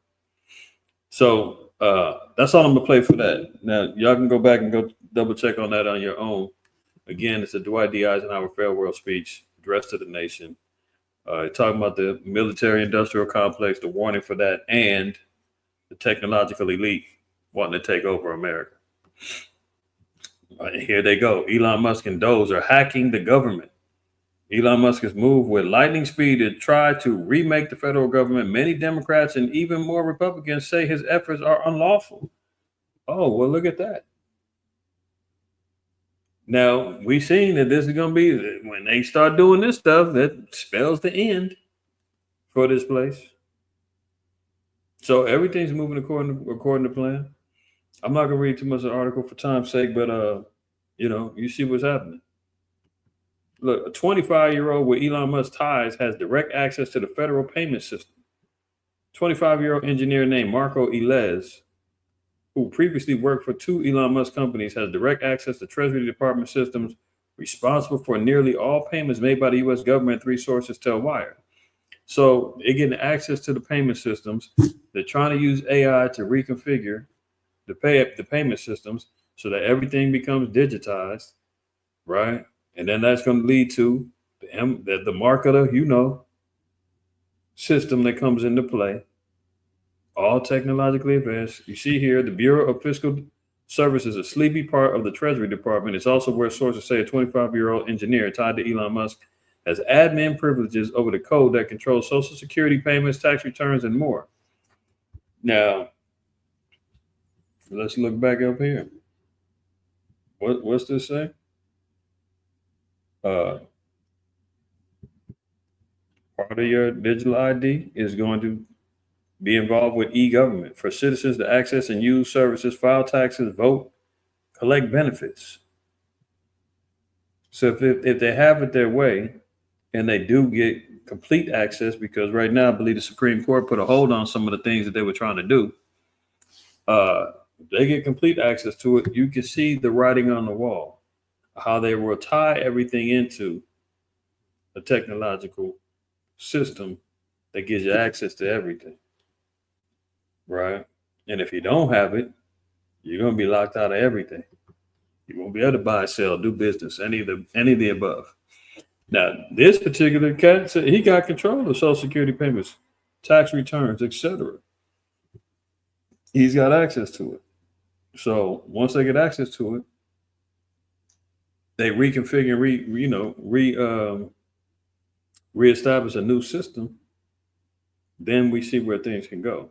See, this is why it's interesting, because as much as, like I said earlier, they open up the books of U.S. aid and everything else, and we see all this crazy money getting spent all over the place, from, shrimp running on treadmills and trans shows in Colombia and drag queen, all this money getting spent on foolishness. They said they spent, I think they said $30 million on condoms going to Palestine. I mean, $30 million. I'm almost, how much? I don't want to misquote it. Somebody gonna say, hey, he said 30 million, it was actually 25.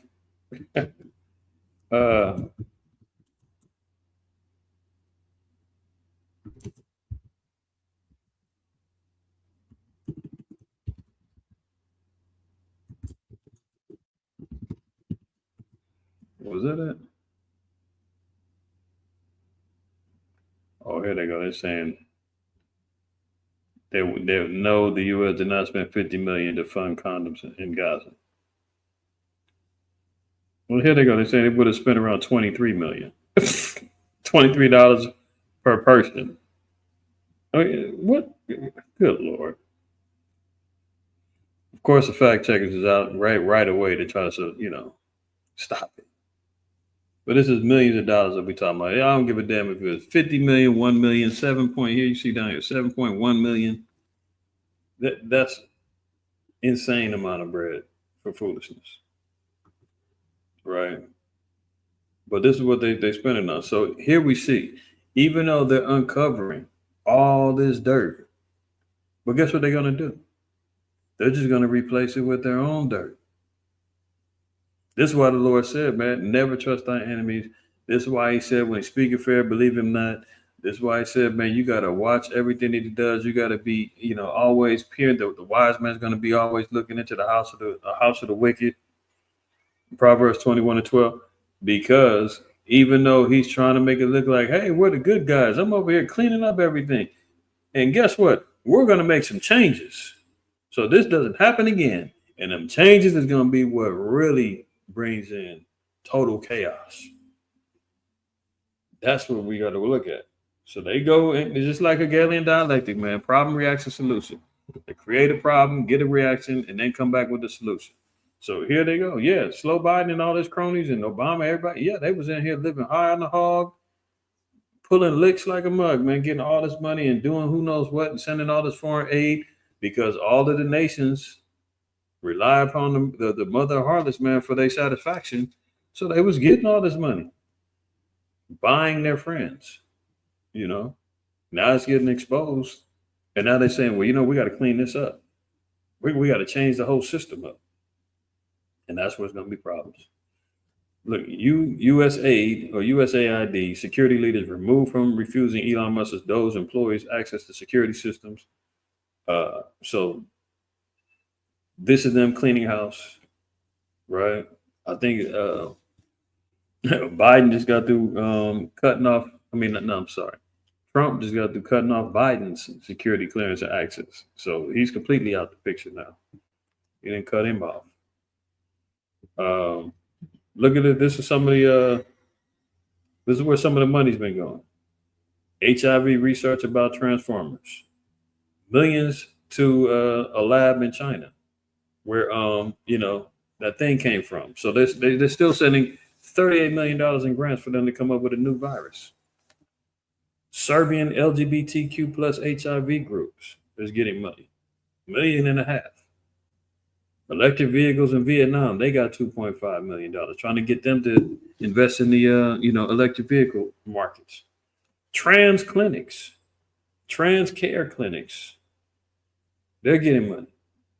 This is why, man, we talking about Sodom, spiritual Sodom. Look, all this money they've been spending on transformers, sodomite stuff, LGBT here, queer there, non-binary over here. Like, look, Peruvian trans comic books got $32,000. Efforts to expand atheism abroad, $500,000. So when you see all this, you're saying, yeah, Elon's doing a great job. But what's he going to come with behind it, though? That's the question. All right. Yeah, exactly, Denise. Now, the chump also jumped out the window and said, hey, if I can do it, I'll send American criminals down there with the migrants. El Salvador's millennial dictator offers to hold American criminals in mega prison. So initially, when I was looking at this, I thought he was just sending the illegal immigrants down there, so-called illegal immigrants down there, saying we got room. Lock them up with the 18th Streets, lock them up with the, MS-13 cats and all the rest of them. But he's saying, if you could take some of these American criminals too, take them too. Right now, he ain't got the power to do that. But just the fact that, remember, even with the chump man, where's that at in now?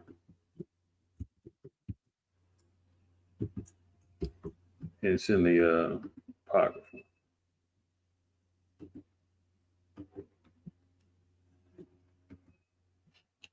See that?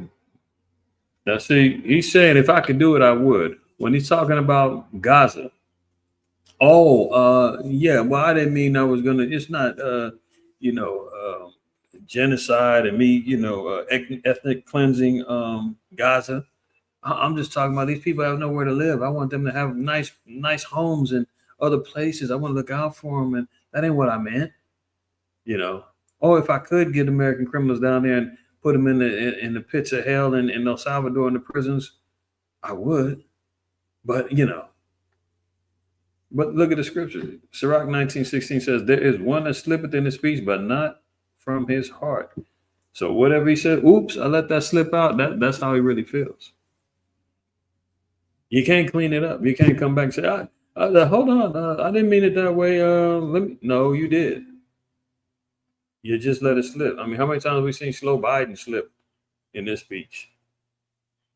The Trump does the same thing, you know. So when he says something, man, he means it. And if he can get it across, he's gonna get it done. So he can say, I didn't mean it that way. But in his heart, yes, he does. It's just like when they say, when they look at you, say, I've never used the N-word before. But in their heart and their minds, they've been calling you all kind of N-words. There is one that slippeth in his speech, but not from his heart. And who is he that have not offended with his tongue? So that's what's going on there. So he's talking about, man, we don't need camps over here, because he's even talking about using Guantanamo Bay to store some of the quote unquote illegal criminals, right? Nayib Bukele, El Salvador's millennial dictator, has offered to house migrants and dangerous criminals deported by the United States in his country's infamous mega jails, according to Marco Rubio. So Rubio, of course, he's being the Uncle Tom scout, going to all the Latin nations, to go to. Remember, he went down into Panama and talked some sense into them. Just like Esau will use, and the cavalries and every place else, they bring along a native to translate and try to talk some sense to the people before they go to war and slaughter them. Marco Rubio is doing the same thing. He goes down to El Salvador. El Salvador's president wants to make friends immediately and says, "Hey, look, my country used to be overran with gang banging and drugs and violence and so forth and so on. These prisons that I got down here, I got them all in line." And now they're saying El Salvador is like one of the most peaceful places in Central America. He went down there and regulated. So he's telling him, "Hey, I'll straighten them out, bring them down here, and we'll get him right." And that's gonna cause all kind of hell. Can you imagine Crips, Bloods, GDs, Vice Lords, Peckerwoods, everybody going down there breaking bread? The Mexican mafia got to get down there with MS-13, and all hell would break loose down there if they was able to do that. But who knows? We know camps is on the way. We know they're gonna have to make room for dissidents and people that are seditious against the governments. Who knows, right? But so here we see Mr. Rubio, who is on his first overseas tour as U.S. Secretary of State, said that this would include deportees of any nationality, including violent American citizens imprisoned in the U.S. America's top diplomat is seeking support from Central American countries for the new Trump administration's attempts to deport large numbers of migrants. Any illegal immigrant in the United States who's a dangerous criminal, MS-13, Trinidad de Agua, whatever it may be, he has offered his jails. We can send them, and he will put them in his jails. So he's saying, send them down to me. I'll straighten them out. And it's going to be some sort of exchange in order for them to get things going. He's got the whole country down there running off of Bitcoin. That's the one of the legal tenders they got going on down there. So he's supposedly revolutionizing what's happening down there in El Salvador. But he's saying, send them down. I'll clean them out for you, boss. The island of Santorini, they've been having quakes. They had to flee the whole island over in Greece. So earthquakes, diverse places happening over there in Greece, man. Look, the whole island has emptied. Thousands flee Santorini as quakes rattle Greek tourist haven. Thousands of people have fled the island of Santorini, and hundreds of quakes continue to course through the famous Greek tourist destination. You know, this is just symbolic, man, of the Most High taking down Greek islands and nations. You know, Greece been hit economically. They're getting hit with, what was the other place? Didn't they have volcanoes? Now they're getting hit with the earthquakes. You know, this is for the Hellenizing that they did with our people. Everything that the Greeks have been subject to. The Most High is rattling them up over there. They said the whole island had to flee. More than 6,000 residents have left the island in recent days, according to Greek public broadcaster ERT. Early Tuesday morning, hundreds of people carrying their belongings were seen waiting at a port on the island, waiting for a ferry to take them to Athens. A tremor with a magnitude of 4.8 was recorded early Tuesday. Just signed 4.9 recorded over the weekend, the strongest so far. If that was over here, man, you probably wouldn't wake up. You'd be in the bed, feel a little rattling, man. You roll over, keep going. As much as we be getting them, or have had heavier ones. But Esau get a little 4.9 over there, and they ain't structurally built over there to sustain that. They running for their lives. But so the island of Santorini shut down, a little Greek tourist haven that they like to hang out with and vacation and all that. Most I shut that down. Nope, you're going to have to suffer. State Farm seeks an emergency insurance rate increase after LA wildfires. Can you imagine? After the wildfire, State Farm is asking, can they raise up the insurance rates? 22% because they had to pay out people. If your home is covered by State Farm, you could face a 22% rate hike. Like you're just coming off of a disaster. You got damages to your home, and they were trying to still charge people their mortgages, even though they wasn't there and their homes was burnt down. And they had to put that in check. So Esau just constantly raping, pillaging, being destructive. I mean, how are you going to tell somebody that, okay, you got damage from the LA wildfires. When you come back, we're going to charge you 22% more on your insurance. You're going to pay even more. When much of these fires had to do with them not properly taking care of the brush and the trees around the area, which they should have done. Not having the reservoir not being filled up and running out of water in the fire hydrants. Not properly having the understaffing the damn fire departments. Knowing that there's a fire season every year and you don't have none of these precautions in place. All of a sudden, there's arson jumping off. Oh, the breakers are going haywire, sparking up fires all over the place.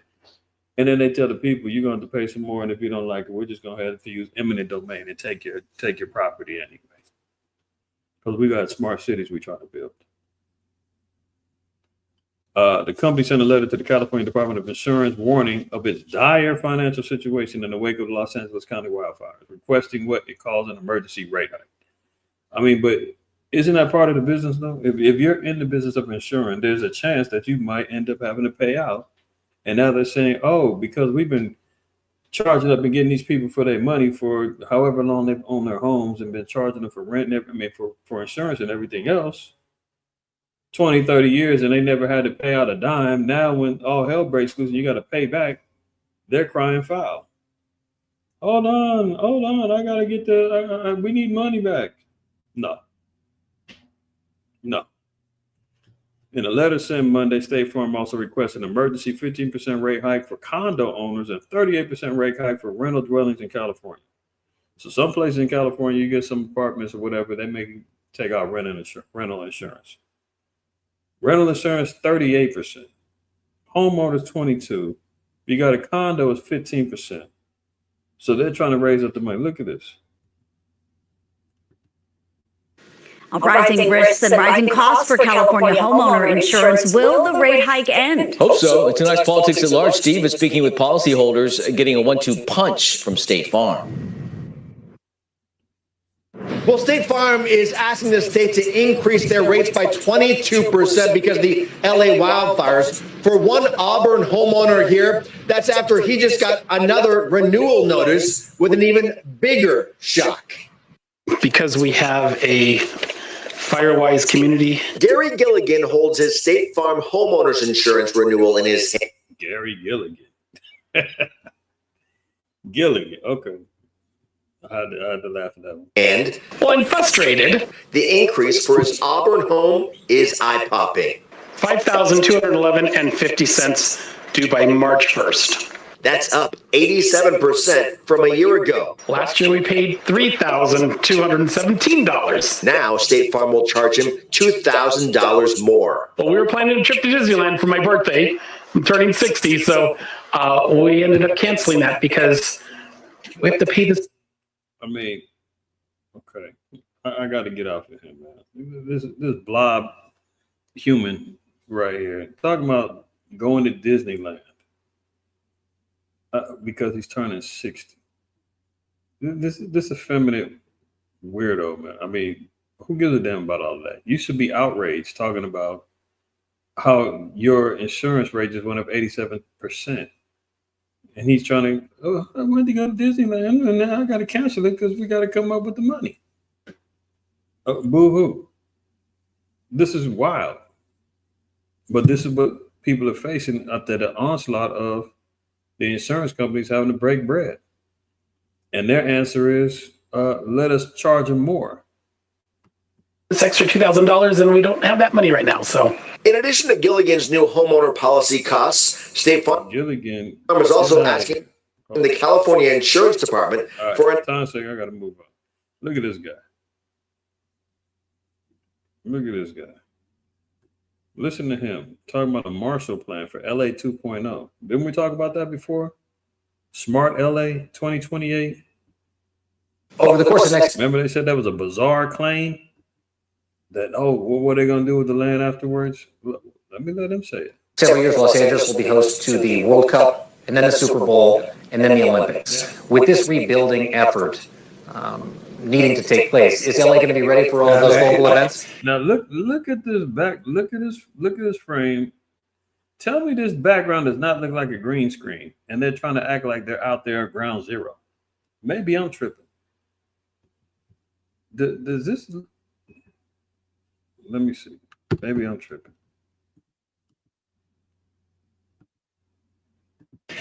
My humble position, and it. Where's the video at? What happened? Let me see. Hold on. Uprising. Over the course of the next several years, Los Angeles will be host to the World Cup and then the Super Bowl and then the Olympics. With this, It looked like they're in some green screen. So I was looking at this yesterday, and I was like, "Are they really there, or is this some fake prop background that they're acting like they ground zero?" I don't know. Maybe I'm tripping. rebuilding effort needing to take place, is LA going to be ready for all of those global events? My humble position, and it's not just being naively optimistic. Now, watch this dude, man, the way he talks. He's always propositioning with his hands. He's always moving around. Did y'all see the interview? He was doing this, bouncing back and forth. You know, when you see somebody doing like that, man, it's a problem. Proverbs 6 tells us that.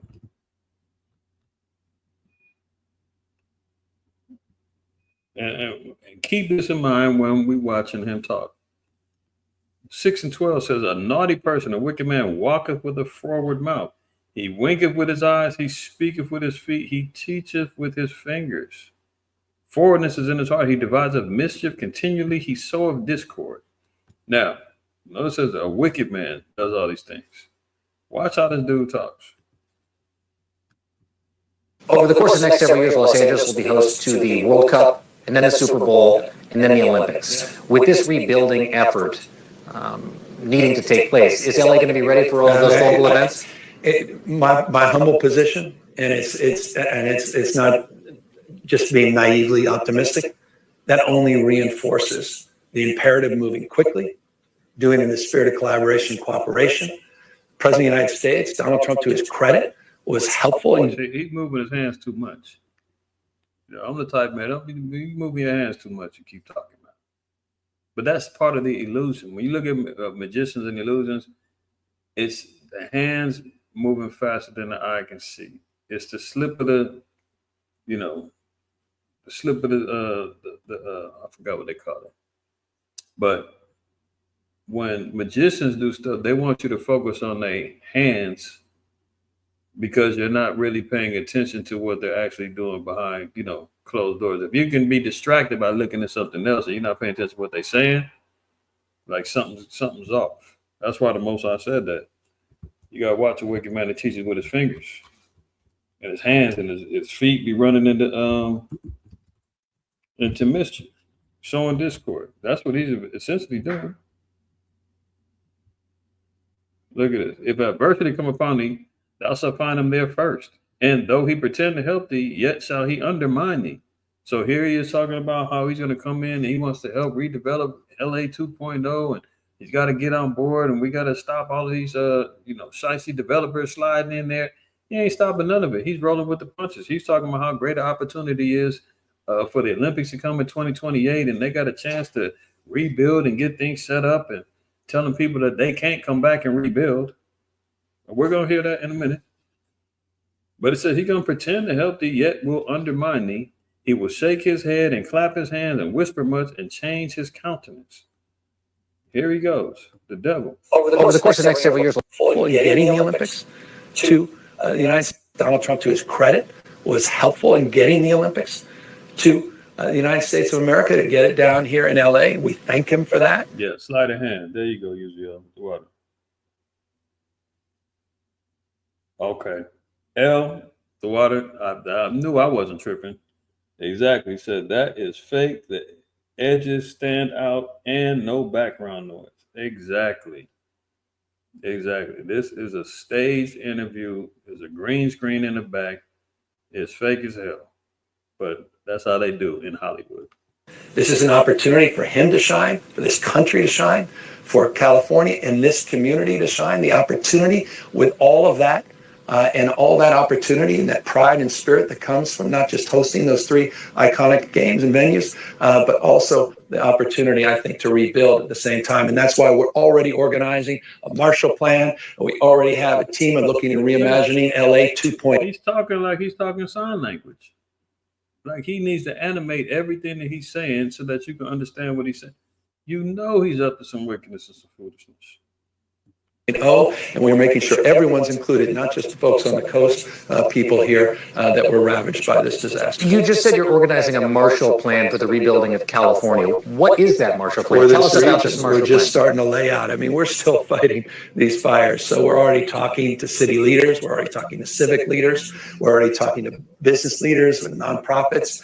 We're talking to labor leaders. We're starting to organize how we can put together a collection of individuals on philanthropy for recovery, how we can organize the region, how we can make sure that we are seeking federal assistance for the Olympics more broadly, but also federal assistance for the recovery efforts, and how we can galvanize the community with folks that love this community to really develop a mindset so that at scale, we're dealing with the scope of this tragedy and responding to it at scale with efficiency, like the executive order I talked about, time value of delivering projects, addressing building. I can't take it no more. This dude is fake as hell. Let me play one more for you. This is one he says. Thank you so much for joining us. I know it's been a very busy trip for you here in Washington. Another stage. 30 days to do the hazardous waste. We want to get 6 to 9 months, the rest of the debris done. Latest iteration. Is that going to happen? And control what you can control and focus on people and results and getting things done. And that's I think was demonstrably the case yesterday in the meeting. You previously mentioned the timeline for rebuilding would be 6 to 9 months. Is that going to happen? And should people rebuild in some parts of California, given how high the fire risk is? You can't rebuild the same. So we have to rebuild with science. We have to. Did you hear that? You can't rebuild the same. Meaning they're not going to be able to rebuild. He said you got to rebuild with science. With climate reality in mind, we have to look at infrastructure, redundancy systems, ingress, egress as it relates to emergency management and planning. So it's got to be science-based. It's got to be conscious about global warming and all this other stuff. Do you think that the owners of their old homes are going to take all those things into consideration before they rebuild? No. this is what he's talking about, the infrastructure. That's, what do you call it? Smart LA. They already talking about doing it up in Altadena. He makes mention of it too. He says, Altadena, these homes are built in the 30s and the 20s. They're outdated. They can't rebuild like that again. We're gonna have to have a whole new infrastructure set up in there. They already got plans to rebuild all them black folks' homes that got lost over there. Smart LA, they want to establish in Palisades, Malibu, all those things is lined up. He said you can't rebuild. We got to take over through science. And isn't that what Eisenhower said? Oh, you got to be careful of the scientists who want to come in and just start creating their own little structural plans. You can't rebuild the same. So we have to rebuild with science. We have to build with climate reality in mind. We have to look at infrastructure, redundancy systems, ingress, egress as it relates to emergency management and planning, materials. All of that is being reviewed and reconsidered, and with the latest iterations in terms of understanding and technology. And I say technology in the context of how, again, we build the infrastructure to keep it safe to address underground. Oh, the technology, how we rebuild. Of lines, how we address the larger issues of redundancy in terms of systems. But more important than anything else is... All right, enough of him. But you see where he's going with it, man. Devil speak, white man speak for a tongue. You already know what time it is. We just got the reading. He's going to act as if he's coming to your aid. See that? And if adversity come upon you, thou shalt find him there first. Oh, how can I help you? What's going on? Boots on the ground. Hey, this is terrible. Is my makeup looking okay? Is the camera on me? Yeah, okay. You know, he ain't even there. Green screening out, fake reporting. I mean, this is what's happening. Though he pretend to help you, yet he will undermine you. Yeah, he's going to take that land. He's going to do what he wants to do with it. We see what's going on. Codes addressing... Yeah, you're out of here. Kroger. Let's wrap it up with a few more. Kroger farmers suffers an outage, leaving people across the U.S. unable to access their meds. There was another quote unquote outage that hit critical infrastructure when it comes down to people needing medicine. People was unable to access their meds.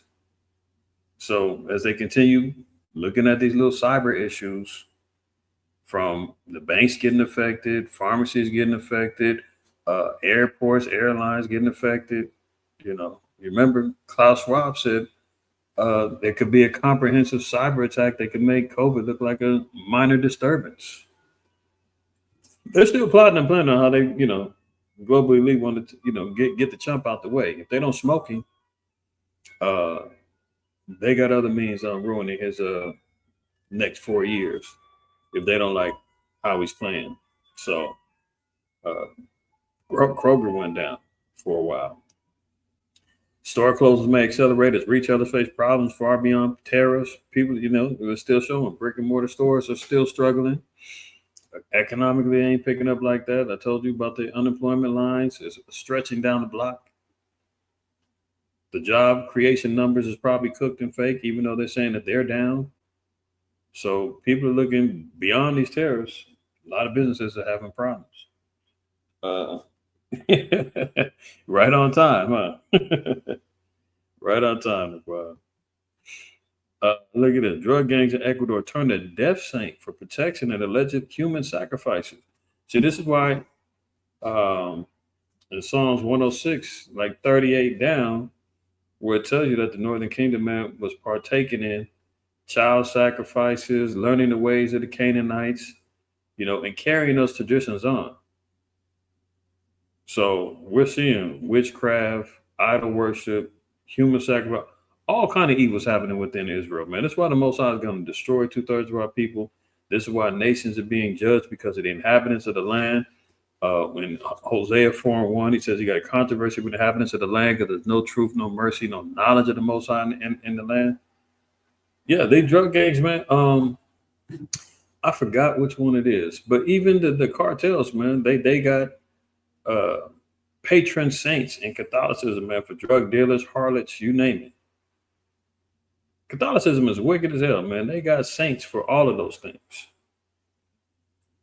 And here they are, allowing this thing to go on and not correcting and doing anything about it, man. Gangs in Ecuador. got a death saint that they pray to for protection. And they're doing human sacrifices in the name of it. Wild. Remember Peter Hotez?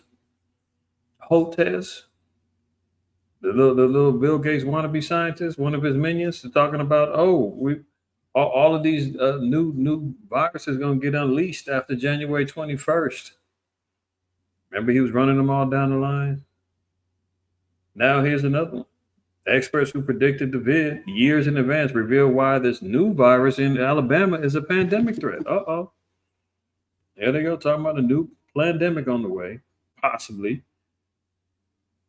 from this new virus coming out of Alabama. And they're still talking about bird flu and everything else, right?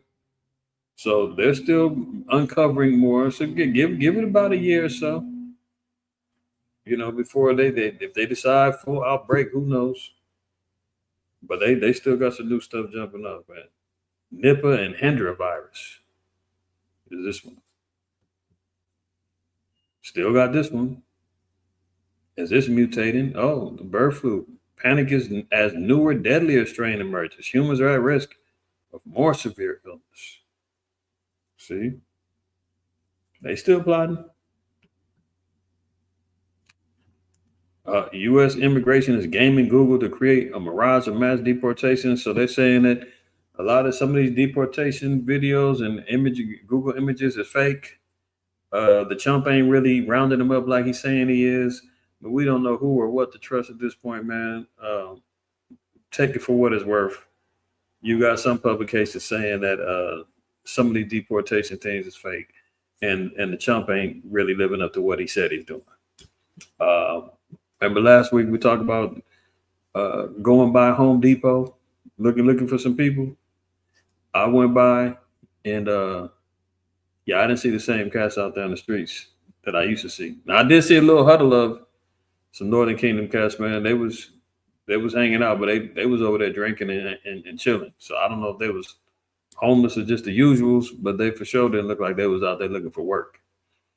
So some cats is hiding out. I don't know if anybody else did a little research, but I ain't see him out of mad. I rode by U-Haul. I ain't see him out there. So who knows what's real and what is.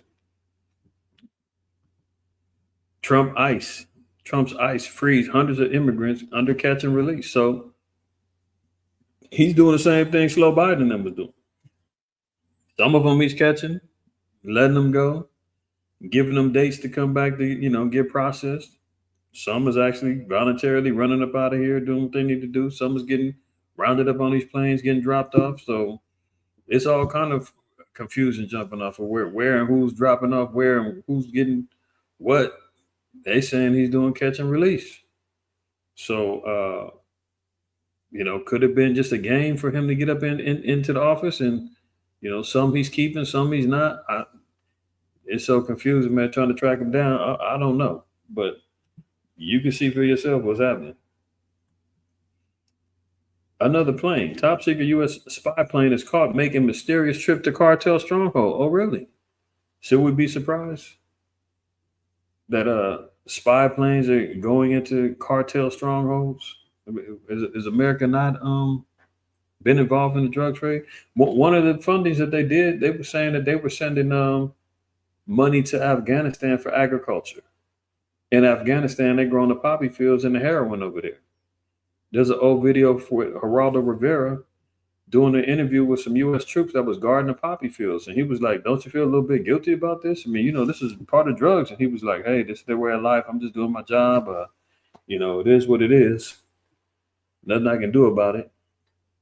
And now they're talking about the U.S. is still sending money over there to help the Afghanis with their agriculture. And you know what that agriculture is. You know where that money's going. As they got spy planes taking trips over to cartel strongholds. Man, America got a lot of dirt on their hands, man. Full of corruption and wickedness. Another plane crash. 4 dead after U.S. military contracted plane crashes in the Philippines. I mean, what is going on with all these plane crashes, man? There was another one. I think had an emergency landing or something down in Texas. We've seen what happened in Philly, DC. All of these planes having these issues, man. I don't know. I don't know, but it's ironic that we're seeing all of these things. 4 dead. U.S. military contractor plane crashes in the Philippines. As far as the tech is concerned, Yum bets big on AI as it attempts to move to 100% digital sales. So Yum is a corporation that owns KFC, Taco Bell, Pizza Hut. You know, they're the big corporate umbrella for all of these fast food places. And they're saying they're going complete digital. They want to go 100% cashless. 100% cashless, right? The digital sales. So that's part of the program. Cashless society, all based upon AI, all based upon your ability to buy and sell. If you ain't locked in, you ain't getting your Taco Bell and Pizza Hut and all that other stuff. So this is just the groundworks of what they're doing with the AI and the digital revolution. One of the big corporations of the more popular fast food spots are ready to lead their charge on going digital. And you know, a lot of the other ones are going to follow suit. So the plan is in effect, still working. Last one. Look at this. You know the scriptures speak about, let me mute her down. Take you, body. You know the scriptures in 2 Ezra 15 speak about how Egypt, let me get that real quick. 2 Ezra.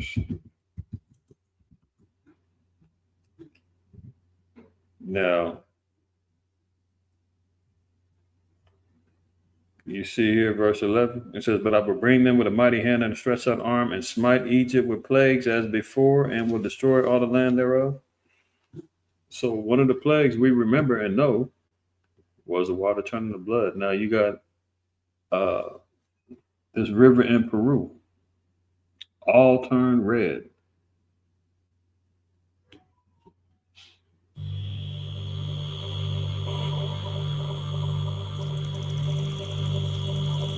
Now you can say, "Oh, it's the algae. We know about the yeah." Who cares? It's the fact that this place is not drinkable, is corrupted, just like in Egypt. Turned red. The waters of the Rimac River running through Lima, the capital of Peru, took on the unsettling hue, but officials insisted it was still safe to drink. Yeah, right. That's stagnant water. You can't drink stagnant water like that, whether it's red or not.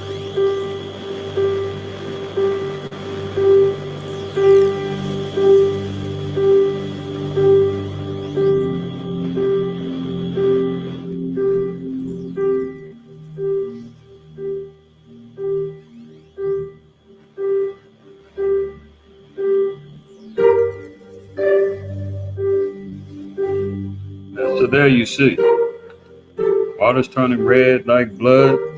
You say that's not America? What is South America? South what? Oh, America. Oh, okay. Yeah.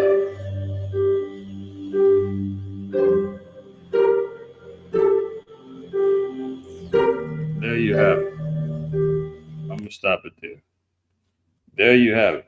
So, just another sign, another look at inspiration, man. Another inspiration to show you how the work of the Lord, prophecies, the judgment, everything is still moving according to plan. We're seeing rivers turning red like blood. We're seeing the exposing of the so-called white man and his infrastructure. As what's the name would say, we got to do this and we got to talk about the building and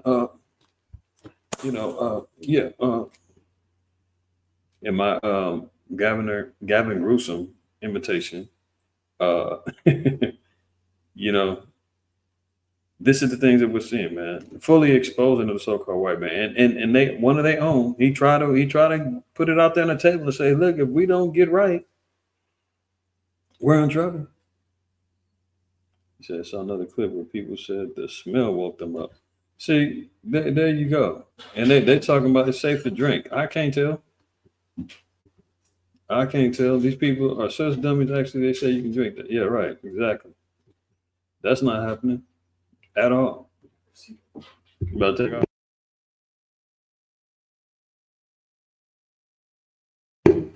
You know, just like they've been trying to tell everybody, oh, it's safe and effective.